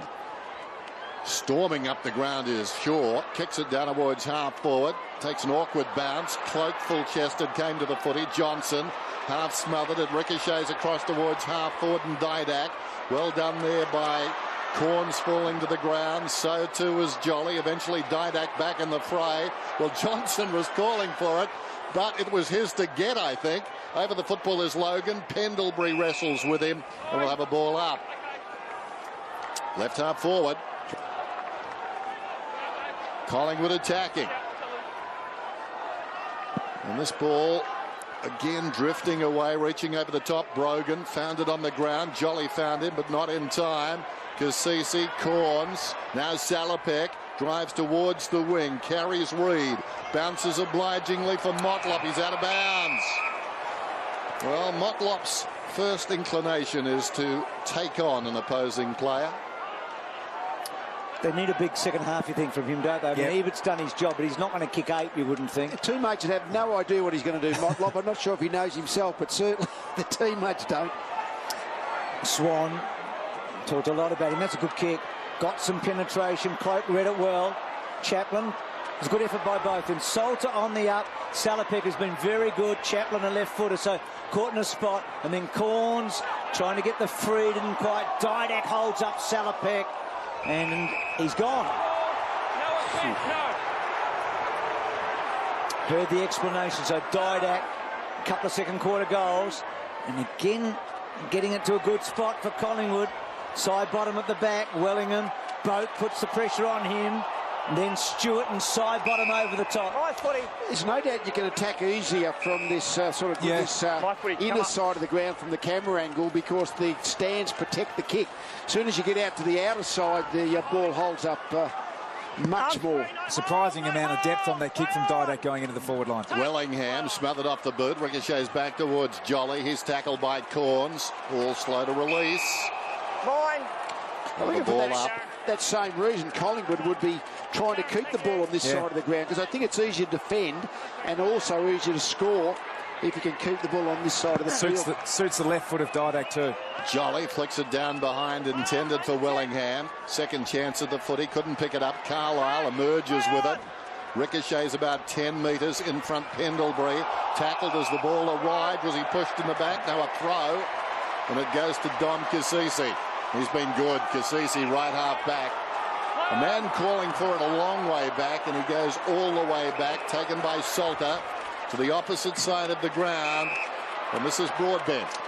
Some runners, including Salopek and Logan. And so Logan uses Salopek, and then off one step. There's a poor kick. Dawes able to get in front of the man that wears the same number for him for Port in Banner. Started well, Banner, didn't see him in the second. And that's a poor kick back to Salopek. Almost off the line there, Salopek, but straightened up. And that's a good kick to Boak. Had to play a dangerous game a bit. Boak so quiet so far tonight. Got one-on-ones now. Trying to get to Carr, and then Stewart looked good early, back to Carr, and then Carr just tries to paddle it forward in the end. Shaw holds up well, did very well in the end to Goldsack, and then Goldsack, difficult ball to kick on that wing. We've talked about that. Wellingham, Logan, second effort okay. Does he cough it up? He does. Side bottom, stops and props, and then on the left, good kick inside to Jolly. They open it up a bit. Lays it off to Wellingham. Over the top, Pendlebury can run inside the 50. Question of accuracy. And he sprays it out to the left. It's good enough to lead. But, of course, he could have done better.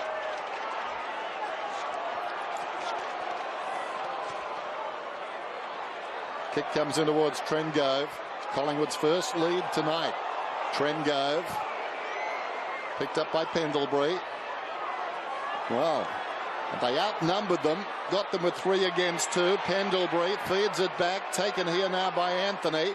Anthony inside the 50. Getting back is Logan. Breaking is Kasisi. Salopek's got it. Kasisi will have it now. Well, sort of. Went behind him. Still time to redeem themselves. Banner.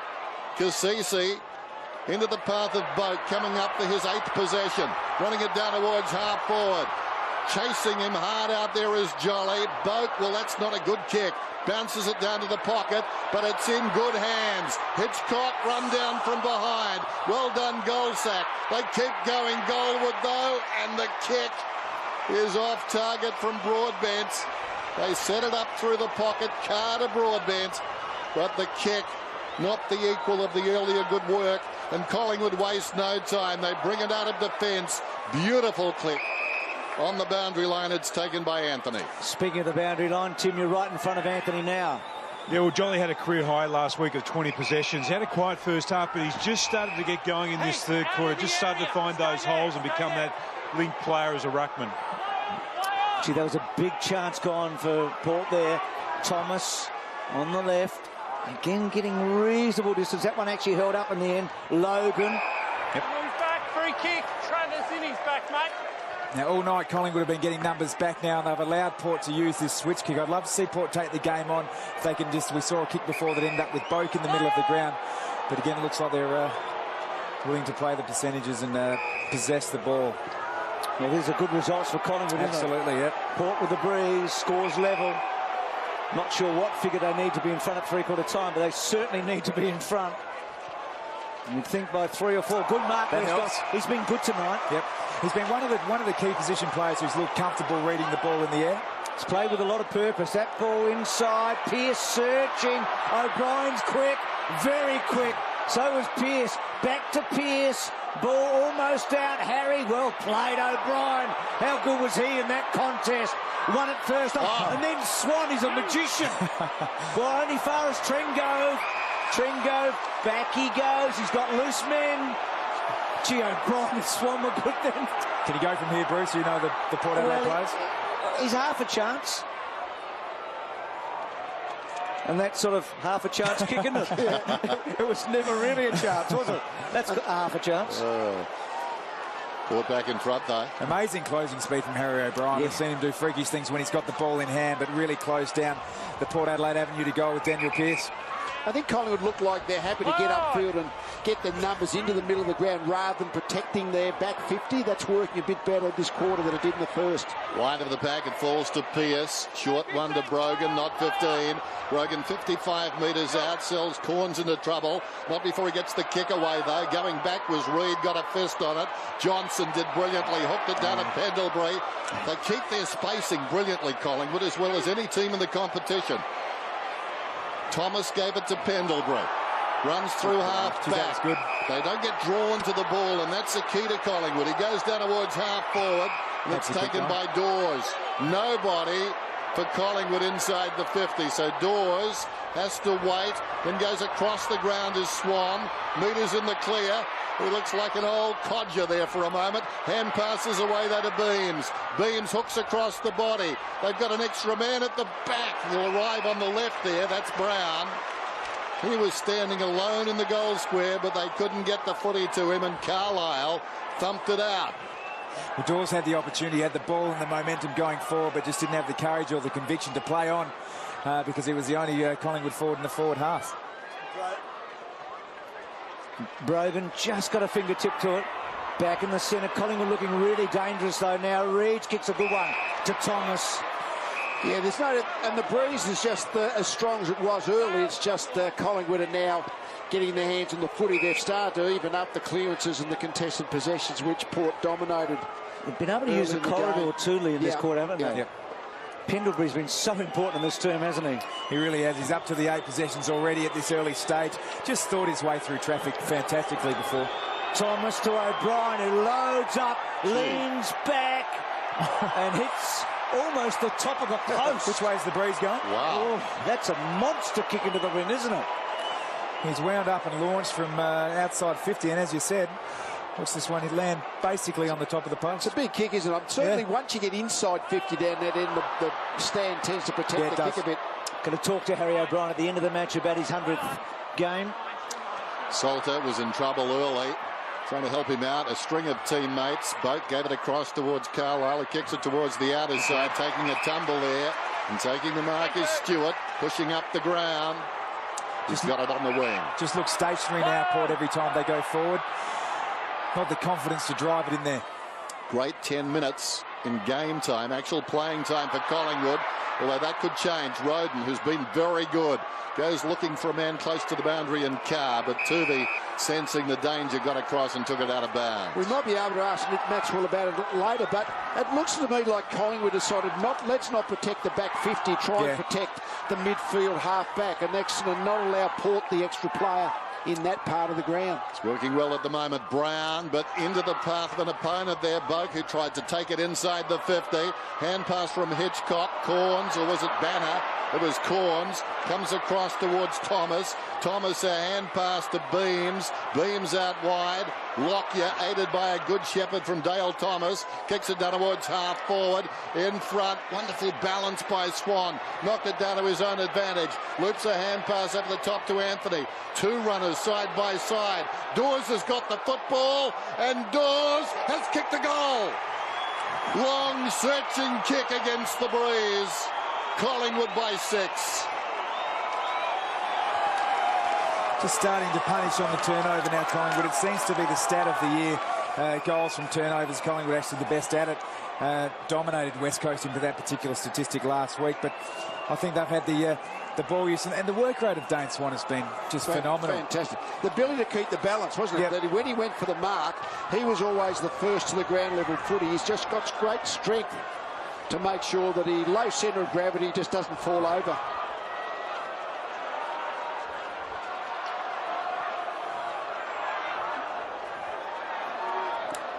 It was a thumping kick, wasn't it? And the string of handballs, that's where almost the first time of the game there's been a string of disposals from half-back through into the forward 50 and goal. And Lee touched on it before. Collingwood have now seemed to be more content to get that outnumber closer through the stoppage in the middle of the ground. On turnovers, which is the stat of the year, I think scores from turnovers, which Collingwood are the best at. Had a great game against West Coast last week, getting the outnumber. Can I check that? The turnover goals haven't increased in 10 years. They haven't? About 60% of scores have been turnovers. It's been the same for about a decade. Oh, there you go. Did some research during the week. Well, they're certainly spoken about a lot more than perhaps they used to be. That's the point. Lee, if you didn't do the research, we wouldn't argue with you. So, Brogan off the ground. He's been on the ground for 64 of the 78 minutes. Collingwood have kicked 8 of the last 9 goals. They trailed by 36 points in that second quarter. And now they lead by a goal. Balls, little kick forward. Heard the ump. Banner to Logan. Lockyer closing. Boak's had a good turn so far. Goes to ground. Can't get it clear. Shaw and side bottom. Very good effort by Chaplin. Roden. Tringo back to Chaplin as a left footer. Back to Banner. O'Brien closing. Now, Ebert, who we haven't seen much since halfway through that second term, 4 goals in the first half, 3 of them in the opening quarter. He's had 6 shots on goal tonight, Brett Ebert. Well, we haven't seen much of Brett Ebert because Port aren't getting the ball inside their forward 50. It's 7-all this quarter. We've spoken a lot about the breeze, but they haven't been able to capitalise since obviously that first goal to Josh Carr. Moments ago, Chaplin very good. Pearce hard against the boundary line. High ball inside the 50. Big leap from Stewart. Falls to Pendlebury. He's been busy in this term. Comes back to Stewart. He wasn't too willing about that. He was down after contesting the mark, and we've got a ball up inside the 50. Alarm bell sounding for Port now. They trail by 6. They've got the breeze. More than half the quarter is gone. Sterling effort by Collingwood. They found something. Wellingham to ball. Kicks it around the outer side. It bounces out of bounds. Well, they came out emotionally charged tonight, Port. But maybe in its way that condemns them too. If they can find more on an occasion like this, you wonder about those consecutive losses. A string of them. Started the season, they were 5-2 after 7. Roden working hard in a confined space. Reed stopped the ball effectively and taken away by Blair. Not his best kick. It goes at right angles and is juggled out there by Cloak. So Cloak is at right half back. His side up by 6 points. And he goes short to Reed. We were talking about whether you'd rather go with the breeze in the third term or the last quarter. And this is the decision you've got to make if you're going against the breeze in the third quarter, which leaves you a little vulnerable as to when you'll shut up shop. And of course, Collingwood could be as tired as Port in the final term. It's hard to make up an arrears sometimes. But now they're dictating the terms. Things have fallen for them. They've made it that way. Johnson took his man on. Westhoff took the mark. Tom, do you get tired of playing into the breeze than you do with it at your back? Yeah, I think you can. I think it's more the decision-making process. We saw Collingwood go back-to-back because there's just a huge midfield flood. So Roden to Ebert, and can he get balanced? Well, he hooks back to centre-half forward. Banner, short, back towards Roden and Goldsack. Goldsack probably should have got a free kick. Ball in dispute.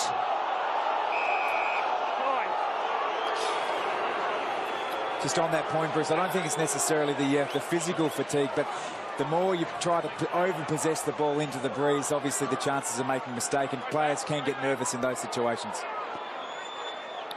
Jolly and Trengove, still Brogan off. Jolly got the tap. Wellingham.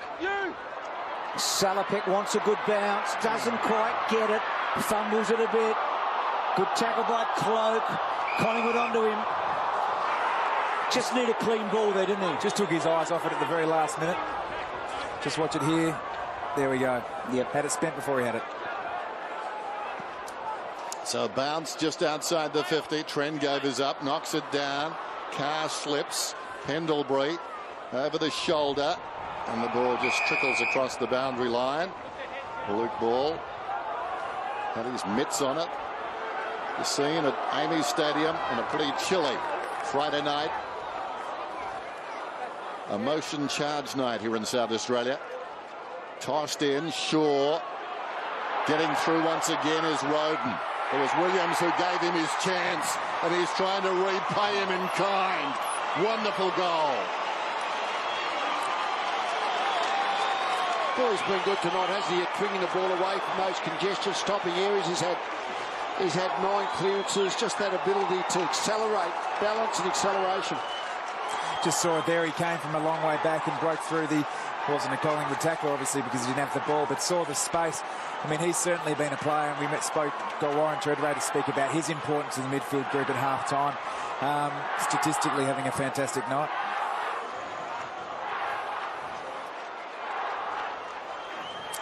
We just saw on the bottom of the screen still side spot. I'm trying to get goal side, but David Roden tonight, he's had the 20 possession, 15 of those contested. I was ready to bounce. And a free kick. Coming through the circle. So against Brogan. Remember that Roden did his knee pre-season. I mean, had the revolutionary operation, and a remarkable story. A great comeback. Salopek got it to Salter.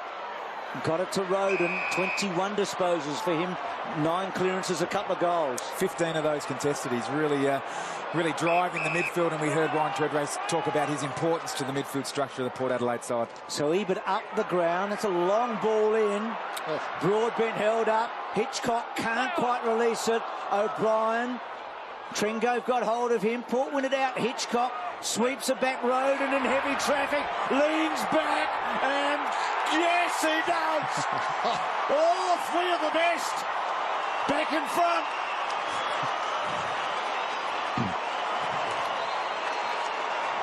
Just that ability to balance. He's just been fantastic all night. We can see he's short and squat, low centre of gravity. One step, bang, goal. Just the spill there, Harry O'Brien it was, went to stand up in the tackle, the ball spilt out. And they're the goals that Port Adelaide are going to need. It doesn't appear they're going to get the 4 to 5 goal break, but if they can get a couple, scoreboard pressure speaks absolute volumes.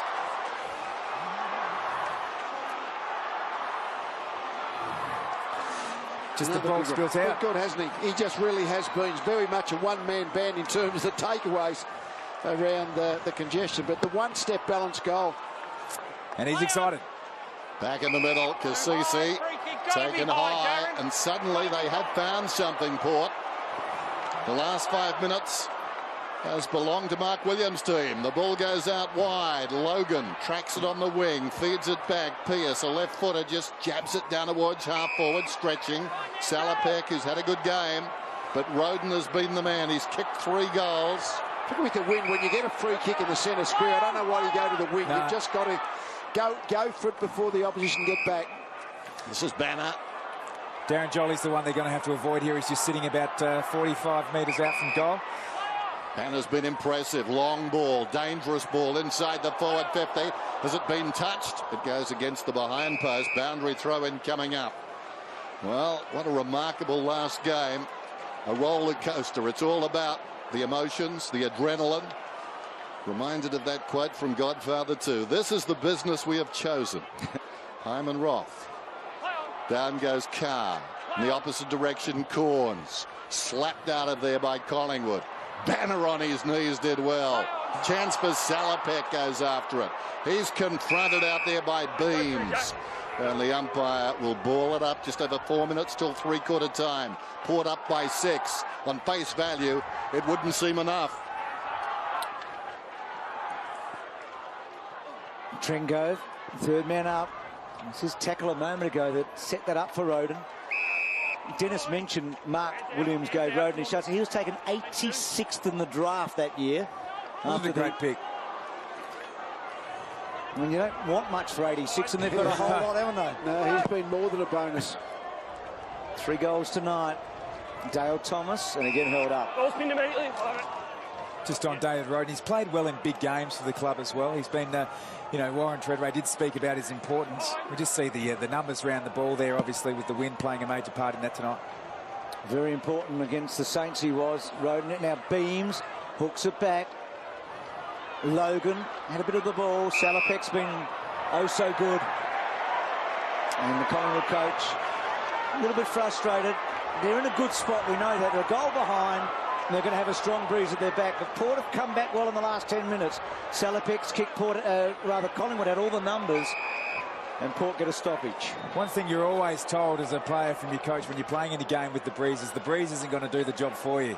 So you know, I'm sure Mick Malthouse will stress that at three-quarter time. They'll still have to play to their structures and make sure that they've got all their structures in place. Can they snare a late goal? Ball drifts wide of the ruckman. Beams ran into a dead end. Guess who's in there? Roden once more over the football. Still battling after it. Spills wide of him. Thomas goes after it. Tuvey did well. Beams, Swan. Kicks it towards the wing. Good mark taken out there. Just launching himself. It's Salter. Salter kicks a rather ragged kick inside the forward 50. Everyone missed it again. It gained an extra 10 on the breeze. Outside the 50. Surging is Blair. Did well. Beat Broadbent one-on-one. Clever by Shaw to Blair. And he bounces it out of bounds. Good result for the Magpies.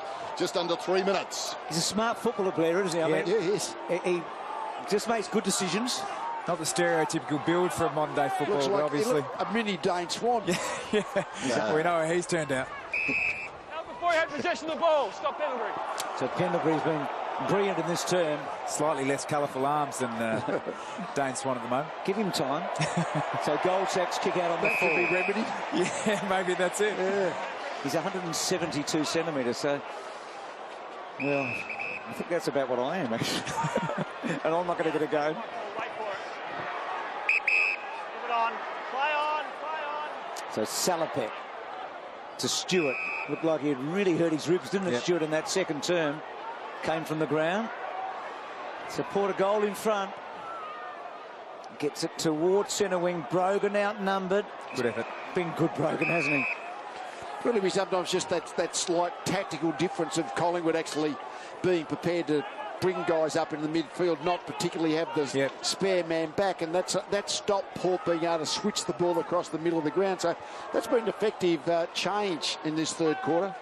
Jolly down to Pendlebury. Lockyer brilliantly done. Thomas is through. Opens it up the side bottom. Huge kick. Well, it's a very high kick. Oh, good mark taken by Brown. Talking about a huge kick in the context of the game, but Brown's got it now. The hot potato has landed in his arms. And Justin Westhoff will be disappointed with that effort there. We've commented a couple of times on how well he's read the ball in the air, but the ball was kicked up so high. I reckon he's had a chance to probably make more of a contest there. He just took a look. Good work by Dawes, though, wasn't it? To just block his access to the footy. Lee Brown needed to kill the ball, Westhoff. Really needed to kill the ball. It's bounced around the competition. Big kick, this one, and I think it's narrow. It is. Oh, wow. That's an optical illusion, perhaps. Brown, he was uncertain. It's a goal. Yeah, normally you can tell off the boot whether the player thinks it's going to be a goal. He normally kind of knows. And I don't think Brown looked like he was that confident. Wow. But the goal umpire gave him a bit of pretty good news. It's the entry from Sidebottom here. Just a kick and hope, I guess. But we see Westhoff there coming from the square. A good block by Dawes. I would have liked to have seen a stronger effort. And we'll get a good... tough to tell. But, possible from there. Possible from that angle.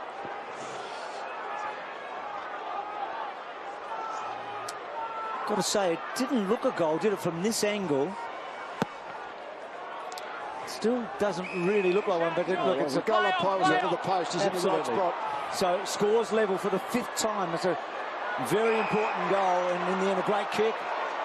6 points for Brown. Now, Dawes, if he was at the other end, he'd back him in, wouldn't you? Harry O'Brien had actually had the length. I'm sure he'd be... Where's Harry O'Brien? Is he... no, he's... he's given himself... not going to try and get the handball this time. He's given himself a fair wind-up on the run-up. I reckon he's got 40 metres there. They've been... Actually, from this line and this angle, the ball's been carrying quite a bit, but he's got to kick the ball 60 metres. This will be the fate to Port if he could kick a goal from here. Surely not. Well, he's given it a ride, and he's got the distance all right, and Collingwood lead just about on 3/4 time. So he's kicked that over 60 metres. We've seen a couple. We saw Harry, obviously, with the one where he got the handball received from Dawes on that occasion. So I think you're right, Lee. If you can get it this side of the centre square, you are protected by the stand. Does Choco take the team to the other side at 3/4 time? He's got form at doing that. Out in front of the Chocoholics. I wouldn't mind seeing it. Here's Jolly. He can do what he likes. Jolly puts it back inside the forward 50, dying seconds of the term. Brown was up, couldn't complete the mark. Anthony only as far as Didac. The moment has passed. Stolen away and driven out of defence by Banner. Stewart marks on the wing, but I'd suggest not time enough for Port either. 3/4 time. A terrific term of football. One sense is Collingwood have the whip hand. They lead by a point. It's 10-8 to 10-7 on Friday Night Football.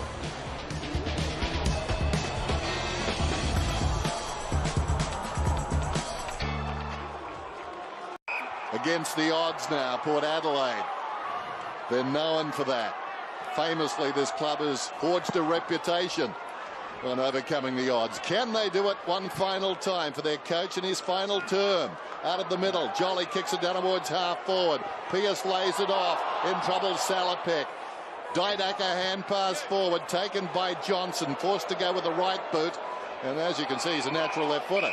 He puts it out of bounds on the full. 68 plays 67. Early going, Friday Night Football. The build-up started earlier today and really has been unrelenting since. Ball does brilliantly, although the hand pass not so good, intended for Blair. To ground goes Corn, stolen away by Stewart, slips it across to his captain, Cassisi, gains about 10 metres. Brogan did well, kept his eyes on the footy, still going, but then gave it straight to Johnson. Johnson to half forward, and Carlisle, stretching every sinew, took a terrific mark. Kicks to Broadbent, and Broadbent's got Chaplin long and wide. Decides he can't quite get there, so Salter now finds Chaplin. So Port have got to get this mixed, haven't they, between daring and also defending. I think they've got to err on the daring side, Bruce. Not much to lose for them, is there? Westhoff, of course, Collingwood go to the top of the table tonight with a win. Cloak inside to Blair. Now, don't know much about him. He's not sure if he can go all the way, but he's going to have the breeze right behind him here. Yeah, I think from this 50-metre line, anyone can go all the way with this breeze at their back. He'll make the distance easy. It was a really clever click from Travis Cloak. Obviously, he's got the long, raking left footer and just dropped the eyes at the last minute to spot up young Blair, and we'll see what he's got. So Jared Blair, equal to the Morrish medal a couple of years back, just a pint size, but he's a good player by the look of him, and he's a good finisher. He's kicked 2 goals in the second half. Collingwood stretched the lead. It's a great opportunity for a young player like Blair to get to come up through. The Morris medal doesn't necessarily preordain you to an AFL player, but David Roden won a couple of those too. But just that kick there from Travis Cloak. probably has a history of really bombing the ball in blindly, but had the ability just to lower the eyes and put the faith in the young player, and he's got the job done. It's certainly the best place on the ground to be having a shot for goal from, isn't it? That pocket with the breeze behind you. Well, at the last centre bounce, we were talking about challenges. Now the margin is out to 7 points against the breeze for Port Adelaide. They've played dead better than Lassie for the last 7 weeks. Can they find something here? It's knocked down by Jolly, goes after it, tried to kick it, picked up by Swan. Didak emerges with the football. They're full of running. Ball goes to Pendlebury. All the big names involved there. Thomas tracks it out towards the boundary. Dale Thomas hard against the line. Centering kick. Jolly. It's one thing he does almost better than any ruckman in the competition, I reckon. He takes the centre clear and just drifts down on it. Not quite the fat side of the ground, but knows his way around the forward line.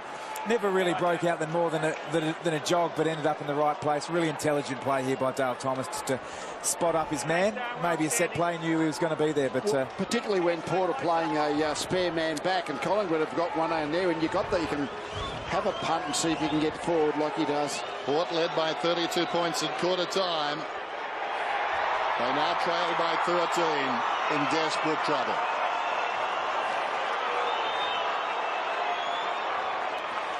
Well, we've seen Port start all the quarters really well by getting scores on the board early. But it's been all Collingwood so far, just getting the ball out through the clearances. And Darren Jolly is a master at drifting forward. Found some great form last week. And he's just getting better and better as the season goes on, and obviously an X-factor for the Pies going forward this year. Noted goal kicker for a ruckman. He's a very good kick, isn't he? Yep. He's kicked 14 goals, Jolly, as a genuine not ruckman, and he's a great return, isn't it? I mean, that's Otten's like, who plays a lot forward, doesn't he? Well, he's starting to get into the rhythm of the Collingwood game style for mine. So the big margin for Collingwood here. Remember, they were 36 points behind in the second term, trailed by 32 at quarter time.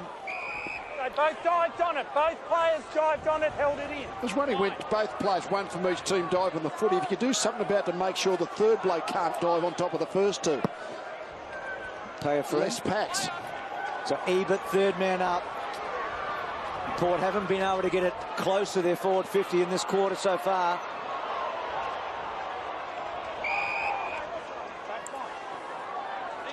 Now we try to avoid packs of players, but when two players contest for the ball at ground level, fine. But it's when the third bloke jumps on, then the fourth bloke, then the fifth bloke. So keep the third bloke from jumping on. So Boat with a clearance. Shaw read it well. And Swan. Another terrific game by him. Now O'Brien gallops away. A second bounce. A third bounce. I didn't see him coming. Back to Didak. Back to Harry. Back to Didak. Sweeps the handball. Gets it to Swan. Ooh. It's the only way you're going to stop him tonight, I feel. It's interesting. 5 Port players attracted to the ball there. The Collingwood players stayed off.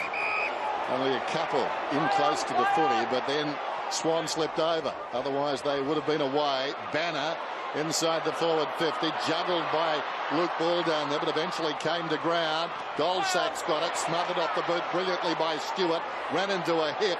Ball's got it again, and the ball spills out of bounds from his boot. That hurt.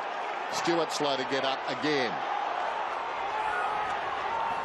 That's a great smother, and Pendlebury turns side on, and as you can see, that's where the damage was done. There's no giving a hip. Tossed in. Brogan knocks it down. Stewart back in the fray. Ball up. We'll get a good look at this stoppage, how they want to set up defensively here, Collingwood. Heath Shaw is the player who likes to free himself just at the back of the stoppage, just to the left there. We'll see what sort of influence he can have on this one. You'd want to know where Roden is right now, and he's not there, so that's a good result. Corns' tackle. Tuvey half took them on. Pendlebury been so important in this match, particularly in the third quarter. Wellingham, Beans running hard. Good handball to Blair. Blair getting better as this match goes on. Tringo chasing. He caresses the kick. Almost doors free kick. Now, Mark will contest. Go through. should have a shot. He's good enough from there. Left-hand goal post. If he just drills it, the wind will curl it back. Always in trouble as a defender when you're facing the opposite direction to the ball. Not much Carlisle could have done in that situation, but I think what the AFL and the umpires want you to do is turn your body so at least you're eyeballing the ball, but a really tough situation for Alapati to be in. He just wasn't in the right spot to turn his body, was he? He was just too far back. No. Didn't do a whole lot, but Dawes, whose kicking has been very impressive this year. That one coming back. Oh. It's a goal.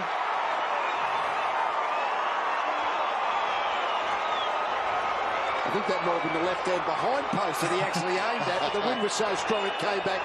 Anyway, actually, as he was lining up, you could see the two goalposts wobbling, the wind so strong. He's been very impressive. Blair, he's given Collingwood yet another player that comes in and plays well. Able to get the ball into a one-on-one contest. They got the fast break on the commentary side of the ground, and Blair has been impressive tonight. 86 plays 67. Well, I think looking at this now, we've changed what we were talking about when we started the quarter. This is about damage control now.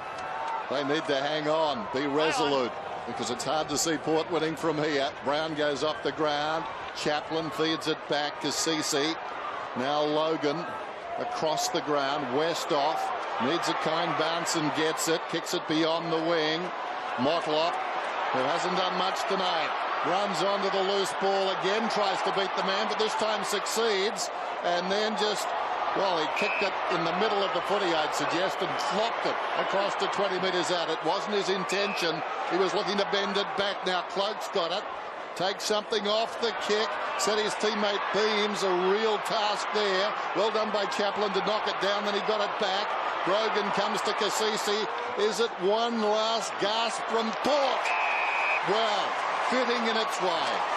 I would have to say the man on screen has had more faith in the man on screen than any other player on the roster. He has had an average season, and he certainly had an average game tonight. He has Harry O'Brien has mostly been his opponent. Fair to say, hasn't got involved at all. This guy flies in the face of everything Mark Williams was as a player. Oh, Mick not happy. Motlop happy. Puts it through. Still a pulse.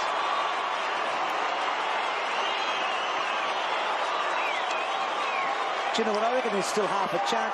You can actually score into the breeze, I reckon. No doubt, if you can keep the ball middle corridor, slightly grandstand side, you can certainly can. It's all about really the stoppage and the clearances still. When Port are actually doing well there, they're looking like scoring. And it's got to make sure, from Collingwood's point of view, that they just don't think the job is done in a tough game.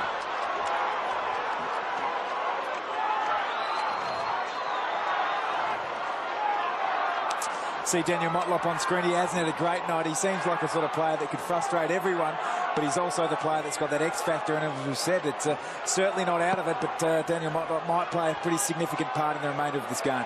Well, Roden's played such a big part so far. Salopek to Roden, two of Port's best. Roden clearly the best. O'Brien versus Motlop. Good tussle. Harry did well. Motlop was fierce enough. Now Swan after O'Brien, and then Swan torpedoes it to full forward over the top of Jolly, Anthony and Carlisle. That's a quick way to get the ball forward.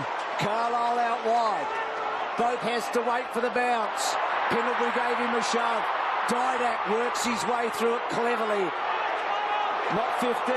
Jolly, Lockyer, Anthony. Swan, he's a great finisher, Swan, but he doesn't do it this time. And it hits the post. But he did unload with a long, strong torp here. It's worthwhile getting the tape measure out on that one. That is a monster. The one-step torp. It's gone off screen. Hit the Hubble telescope. It's tossed in. In front, Beams knocks it down. Going to ground was Didak. Well done by Logan. Kept it alive. Cassisi running it out of defences. Broadbent, he kicks it up towards the wing. We've got a whistle, and a free kick is going to Port, relayed free. It's the second time Broadbent's been flattened after he's kicked the ball. I think it was close the first time. There's the kick from Motlop. Short of the mark. Gutsy mark going back. You'd expect nothing less of Heath Shaw. Just holds it up at right half back. 13 points the margin, but it's bigger than your run-of-the-mill 13. Strong wind favouring the Magpies. Not a good kick, though, directly to Trengove. Looking to lay it off. Almost midway through the term. Mark Williams' career down to about 15 minutes now. Perhaps a little more. 11 minutes of actual playing time. Close to the boundary. Motlop is trying to lift. Tackled by Swan. Threw it away. Back to Simon. Yep, yours. Just doesn't look fit, Motlop. No. His body language at times can be a real worry. He's had a tough year off the field, no doubt about that. Been some tough personal issues he's had to deal with, and Port have tried to work him through that and showed a lot of faith in him. Here's Cassisi at half back. He's been a good captain again tonight, hasn't he, Dominic Cassisi? Terrific. He's a brave heart. So up and under. Port just need a break here. Westhoff might provide it. Kicks it long, not a bad option. That ball to bounce in. A stoppage, you'd think, coming up. Though good bounce for Ebert. Ebert didn't play that well at all. He had to do better than that. Goldsack. Port had to keep the ball there. And Collingwood with all the numbers. Good play by Dawes. Just got the body in there to put the block on for Jolly. Jolly across to O'Brien. Working off Motlop. Kicks it down towards the attacking 50. Well, a big call for Stewart. Oh, brilliant. Knocked it to Roden. That was perhaps the play of the match, depending on what happens next. Tuvey did well, though. He knocked it away for Collingwood. Gathered by Didak. Didak goes down towards half forward. Taken on the outer side by Beams. Looks towards the middle. Dawes. And this could be the knockout punch. Terrific by Stewart, but it came undone on the outer side. There's no margin for error. That's the problem for Port now. Clock continues to run. Dawes going at his third. Young player who promises so much. Will he be in their finals combination? One senses it's his to lose. And that will do his cause no harm at all. He's got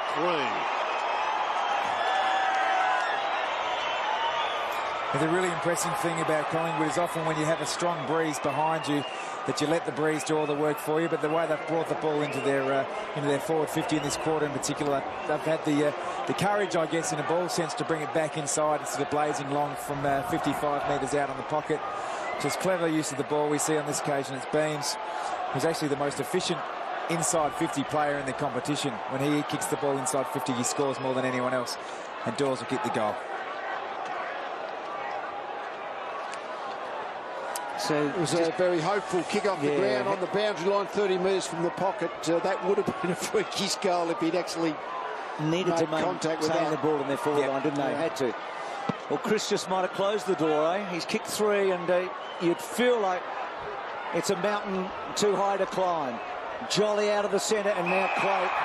That extra height on Chaplin. It was a good mark. They've been great tonight, Collingwood. They had the emotion of Port Adelaide at the start of the game. They weathered that, only kicked the 1 or 2 points in the first quarter. But the way that they've worked the ball forward, in particular in this last quarter, you can be forgiven thinking the breeze is going to do all the work for you. But they've brought the ball back and played the corridor, and the class is starting to prevail, particularly up forward. Travis Cloak's first mark inside 50 tonight, but it's been a funny old night for big forwards, but they're getting a good result from there too now. That one off to the side, through for behind. Collingwood's won 5 consecutive matches here at AAMI Stadium now. North Melbourne's got the all-time record of consecutive wins, 6 in their great days under Dennis Pagan. Geelong at the moment sit on 5. They come back next week. So Collingwood has been a good team on the road. I mean, we joke about the fact they've got the next 7 games of the MCG, but their form on the road is very good. Their form all year really is. I mean, they had the draw against Melbourne, which put them 2 points behind Geelong and St Kilda. But you just get the feeling they're floating under the radar if you're Collingwood, being such a big club. So Swan back to Shaw and then hacking it forward. Lockyer almost. That would have been brilliant. Didak sniffing another golden opportunity. Oh, brilliant handball. Out to ball. Caught by Dawes. Well, I'm not sure. I think the mark was paid, and I don't think he realised. Kane Corns coughs it up. And Thomas kicks the goal in his 100th, as he did in the second quarter.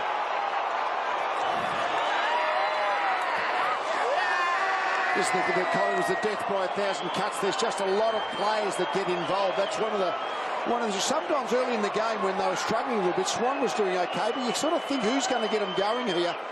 But they have a lot of players who can be the final finishers.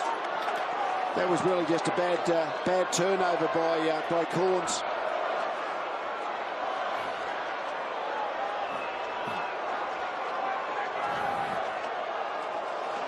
You often find, too, as in on a windy night, players just get used to the breeze as the game goes on. You sort of just get a feel for what the ball is going to do in the air. And as that has happened, the Collingwood forwards have looked better in the air. Just their ball handling has been a bit superior. The Port Adelaide led by 36 points at the 9-minute mark of the second term as Hitchcock comes away from the middle. So in stark reality, it's a 62-point, a 10-goal turnaround since then. Remarkable by Collingwood. It's been a terrific effort. This guy's been good back there too. Harry O'Brien, wearing number 8. Drives it towards the wing, and the mark is taken by Lockyer. Interesting point. I was just going through some history on Collingwood during the week. Gordon Coventry wore 8 different numbers over 18 seasons at Collingwood, and one of them was number 8. There goes Lockyer. Almost Brogans. Corns falling to the ground. Would have been a hard dude to be manned up by the property steward, I would have thought. Different number every year. 8 different numbers. Yeah, amazing, isn't it? Yeah. 8 different numbers over 18 years. What were they, Dennis? They're all low apart from, I'm thinking, 20-something. I haven't got it on the tip of my tongue. As you noticed, Tom, as you were well aware, Tom. That was cheap on me, sorry, mate. Makes it very hard for his junior fans to wear his number. They have to change every year. He was ahead of his time, a merchandising genius. That's like marketing back in those days. Forget about Kobe Bryant. It was nuts Coventry. He started it all. They have a ball up just outside the 50.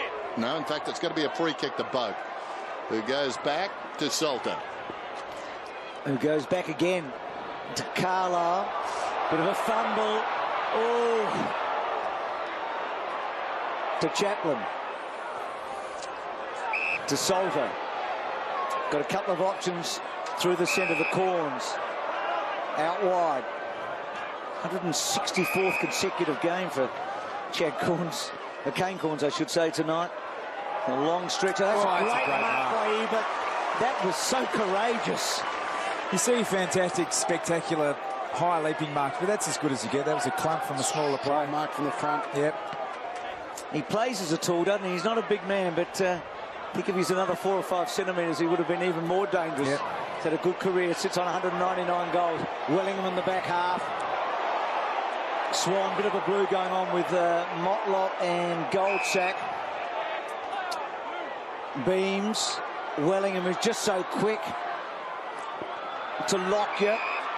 It's probably about half a dozen Collingwood players out there tonight that are playing for their place at the end of the year, and they're doing well. Brown and Lockyer, probably a couple of them. What a finish. Play of the night. Doesn't hurt your chances. They're both in September, those guys. That is a lovely left foot finish, isn't he? He's an interesting player, Brown. When he started off as a full-back, and now he went to the Kangaroos, and now he's at Collingwood, where he's playing all over the shop, playing as the second ruckman. But that's a very skillful finish. That's left-foot finish. That's Alan Didak. It looked like it. I remember playing against him a couple of 2007, it might have been, when he was playing for North Melbourne. And he always got the sense that he thought he was finished as well. He wouldn't have been thinking he'd be charging towards the finals in 2010. It is very Didak-like, this one. Just swings round on the left and never looked like missing. It's about 5 minutes ago. I wonder if Mark Williams will go and actually watch the last 5 minutes from the interchange bench. I reckon I might if I was him. That was a goal to celebrate, actually, and a goal to celebrate. 100 goals now in senior football for Lee Brown, and I'd say that's just about the pick of them. 105 to 73. So just going through the motions now. Melancholy moments for Mark Williams. End of an era tonight. And certainly in the future it will be an era, despite its ending, that will be pretty hard to top by the next man or the man after that. Here's Hitchcock. Going towards half forward Motlop. Well, he just walked around, changed the angle completely and kicks the goal. Make your own arrangements time at AAMI Stadium. He's just cruising through, and that's the thing about when a coach moves on, it is a fresh beginning. And sometimes when a footy club needs a fresh beginning, really that's the one job that can change, and it does give you a new start. Everyone a fresh new beginning. Not that we're speculating you'll take the job, Lee, but if you were coach of Port Adelaide, what would you do to turn over the fortunes of the club? Oh, thank you, Rick. 10 seconds notice. Give him let me see. Where's my pen? Where's my pen? Where's the footy record? You're a nasty customer, Tom, if you don't mind me saying. Oh, righto. Getting Motlop playing at the maximise his talents would be a start. Yep. What we've seen him do just a couple of times in the last quarter. So just 4 minutes to go. Boak out of the centre. He's kicked a couple in the last turn. That was a spectacular kick into the breeze. Beams. Tuvey. Good tackle. And Goldsack. And a wonderful effort by Collingwood. Port have done well as well. Mark Williams will be remembered for a lot of things. One, probably not, but this is... between 01 and 04, for 4 consecutive years, Port won 16-plus games in the home and away season. No other coach can boast that in the history of VFL, AFL. Now, Mark Thompson will probably equal that this year, but for 4 consecutive years, Port won 16 games at least in the home and away. Now, Lee, you were winning premierships in that time. They became great rivals of yours.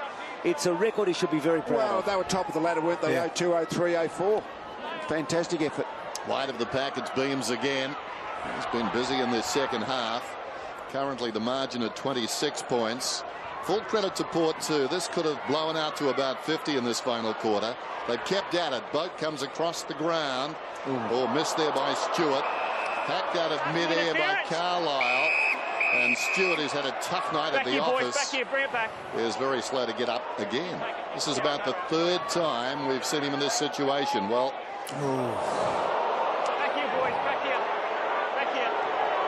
Just the point of the shoulder. Let it go, walk away. Nothing untoward. And we've talked about Dorsley and also Brown. John Anthony, I'm not sure if he's done enough again tonight. I might be being too hard on him. But no, he certainly hasn't done enough tonight. So he's on that edge of the seat, isn't he? Yep. Might as well have marked it as it turned out for Stewart. You're going to cop it anyway. Probably would have got the 50, I reckon, had he marked it, though. So they might look at that. Roden goes after it. With Tom. Trengove. Oh, Pearce charged down by Blair. We like Blair. Coming again was Pearce. Slipped it across. Chaplin goes to Stewart. And then Stewart inside the 50. That's a good mark. So Tuvey. He's hardly missed a game in the last 2 years. He's an interesting player. He epitomised the role player, doesn't he, Tuvey? He just does the job, provides some run, close checker, bringing the ball forward. Pendlebury just so good in heavy traffic. Goldsack back in the team in the last 2 or 3 weeks. Talked about Brown, the ultimate journeyman, really. And then Didak's little kick forward. So for Collingwood, 7 matches in a row now at the MCG and a chance to get top 2 against the 2 giants in the competition, Geelong and St Kilda. They play them both as we run into the finals. Well, you really get the feeling one of the great challenges for Collingwood coming into this last quarter of the season is how to settle on their lineup. I mean, we see Goldsack with the ball there. Ben Reed's become a regular, but Blair's come into the side. What do you do with Tark and Lockyer? All very good problems to have, I might add. Seems they're looking for depth almost by position at the present time. And that's something a little unusual, but they're in a position to do it. Anthony, searching hand pass to Jolly. Comes back looking for ball. It runs on to the defensive 50. Logan was in the road. Boak. Now Banner had some very good moments. Here's the future of the club. As the captain, he's tried very hard. Back to Banner from Kasisi. Relayed free kick. Presti denied his 5th possession, but he's played a pretty good game. Ebert's got the football forward of the wing. He's also played a good game, hasn't he, Ebert? Motlop front spot, Goldsack at the back. O'Brien, good tackle, but he did it well, Harry. And then Goldsack backed him up. Long bomb forward, got through Chaplin. Cloak with strength, gang tackled. Tringoven, Chaplin, Salter. It's been okay. Logan. Josh Fraser's probably the other big talking point. I mean, whether he can break back into the team, Josh Fraser. I mean, Jolly's doing most of the ruck work on his own, isn't he? Well, he is. And Lee Brown is actually playing that second ruck forward role and doing well enough that I think the status quo will probably apply for the time being. So Pearce to Roden. Well, David Roden has really given Mark Williams his best tonight, hasn't he?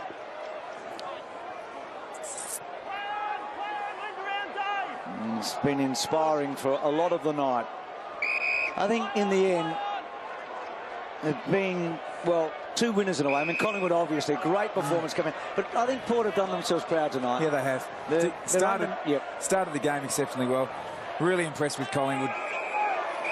Just get the job done time and time again, sitting pretty at the moment. Well, I grew up in the 1950s with Foss Williams, king of this town. Port won 6 consecutive grand finals. His son is a legend in this state. And here we have it in the dying seconds of his tenure with the club that he loves so much and has given so much to. And it's a black and white team that bring them down tonight. A black and white team that he was captain of. And Collingwood win on Friday night footy. But there are 2 tales to this story tonight. In the end, it was 105 to 79. Congratulations, City. By 26 points.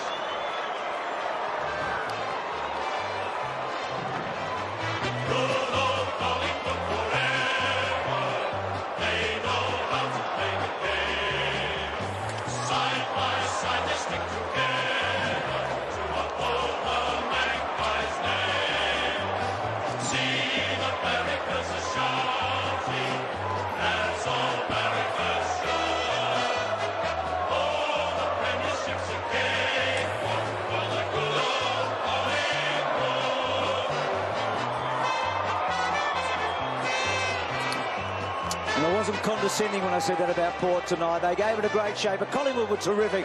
And one man who was outstanding yet again, Tim, you've got him, Dane Swan. Yes, I have, and I was just saying, a lazy 39 for you tonight. You had the ball on a string. I'm not sure about that, mate, but, you know, it was good to get a win. We knew after the events of today, mate, that they'd be pretty fired up, want to give Choco a good send-off. So, you know, to their credit, they smashed us in the first quarter, and you know, we had to think about it at quarter time. We come out and, you know, fought back into our credit. You know, we did what we had to do and come out with the win. What were your impressions when you first heard that Choco Williams was no longer coach of Port Adelaide? It always seems to happen when they're playing Collingwood. Some always seems to happen on the other side when they're playing us. But, yeah, you know, it was a bit strange, but we didn't know really what to think of it. We didn't talk about it too much because it was sort of, we had our meeting, so we were sort of just back in the hotel rooms. But, you know, we spoke about it briefly. We knew they'd be fired up, and, you know, they brought Josh Carr in, who's a hard nut, and we knew that's kind of the way they'd go about it. So, you know, to our credit, we fought it out well and had a good win. You're a great team on the road.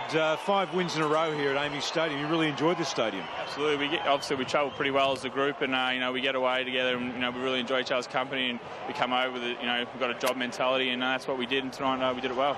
Next 7 at the MCG. That's a nice run up into the finals too. Absolutely, mate. It's a bonus of having a great fan base, mate. So, you know, we'll get to the MCG and you know, get on with it. Well done again. Cheers. Thanks, Timmy. Yeah, wonderful performance by Dane Swan. Thanks for that, Tim. Saw Mark Williams go down to the rooms a moment ago, and the Port players now. Well, it would be a very hollow feeling for Mark. I mean, I would think he probably would hope that he's going to coach again. So it's not as if he's thinking this is the last time I'm ever going to be in the position of a coach, but certainly his last as coach of the footy club where he spent most of his adult life. Well, it's been a remarkable day here in Adelaide, and in the end, Collingwood, after giving Port a big start, get home. Plenty more to come on Friday night footy. In the end, it was 26 points the margin.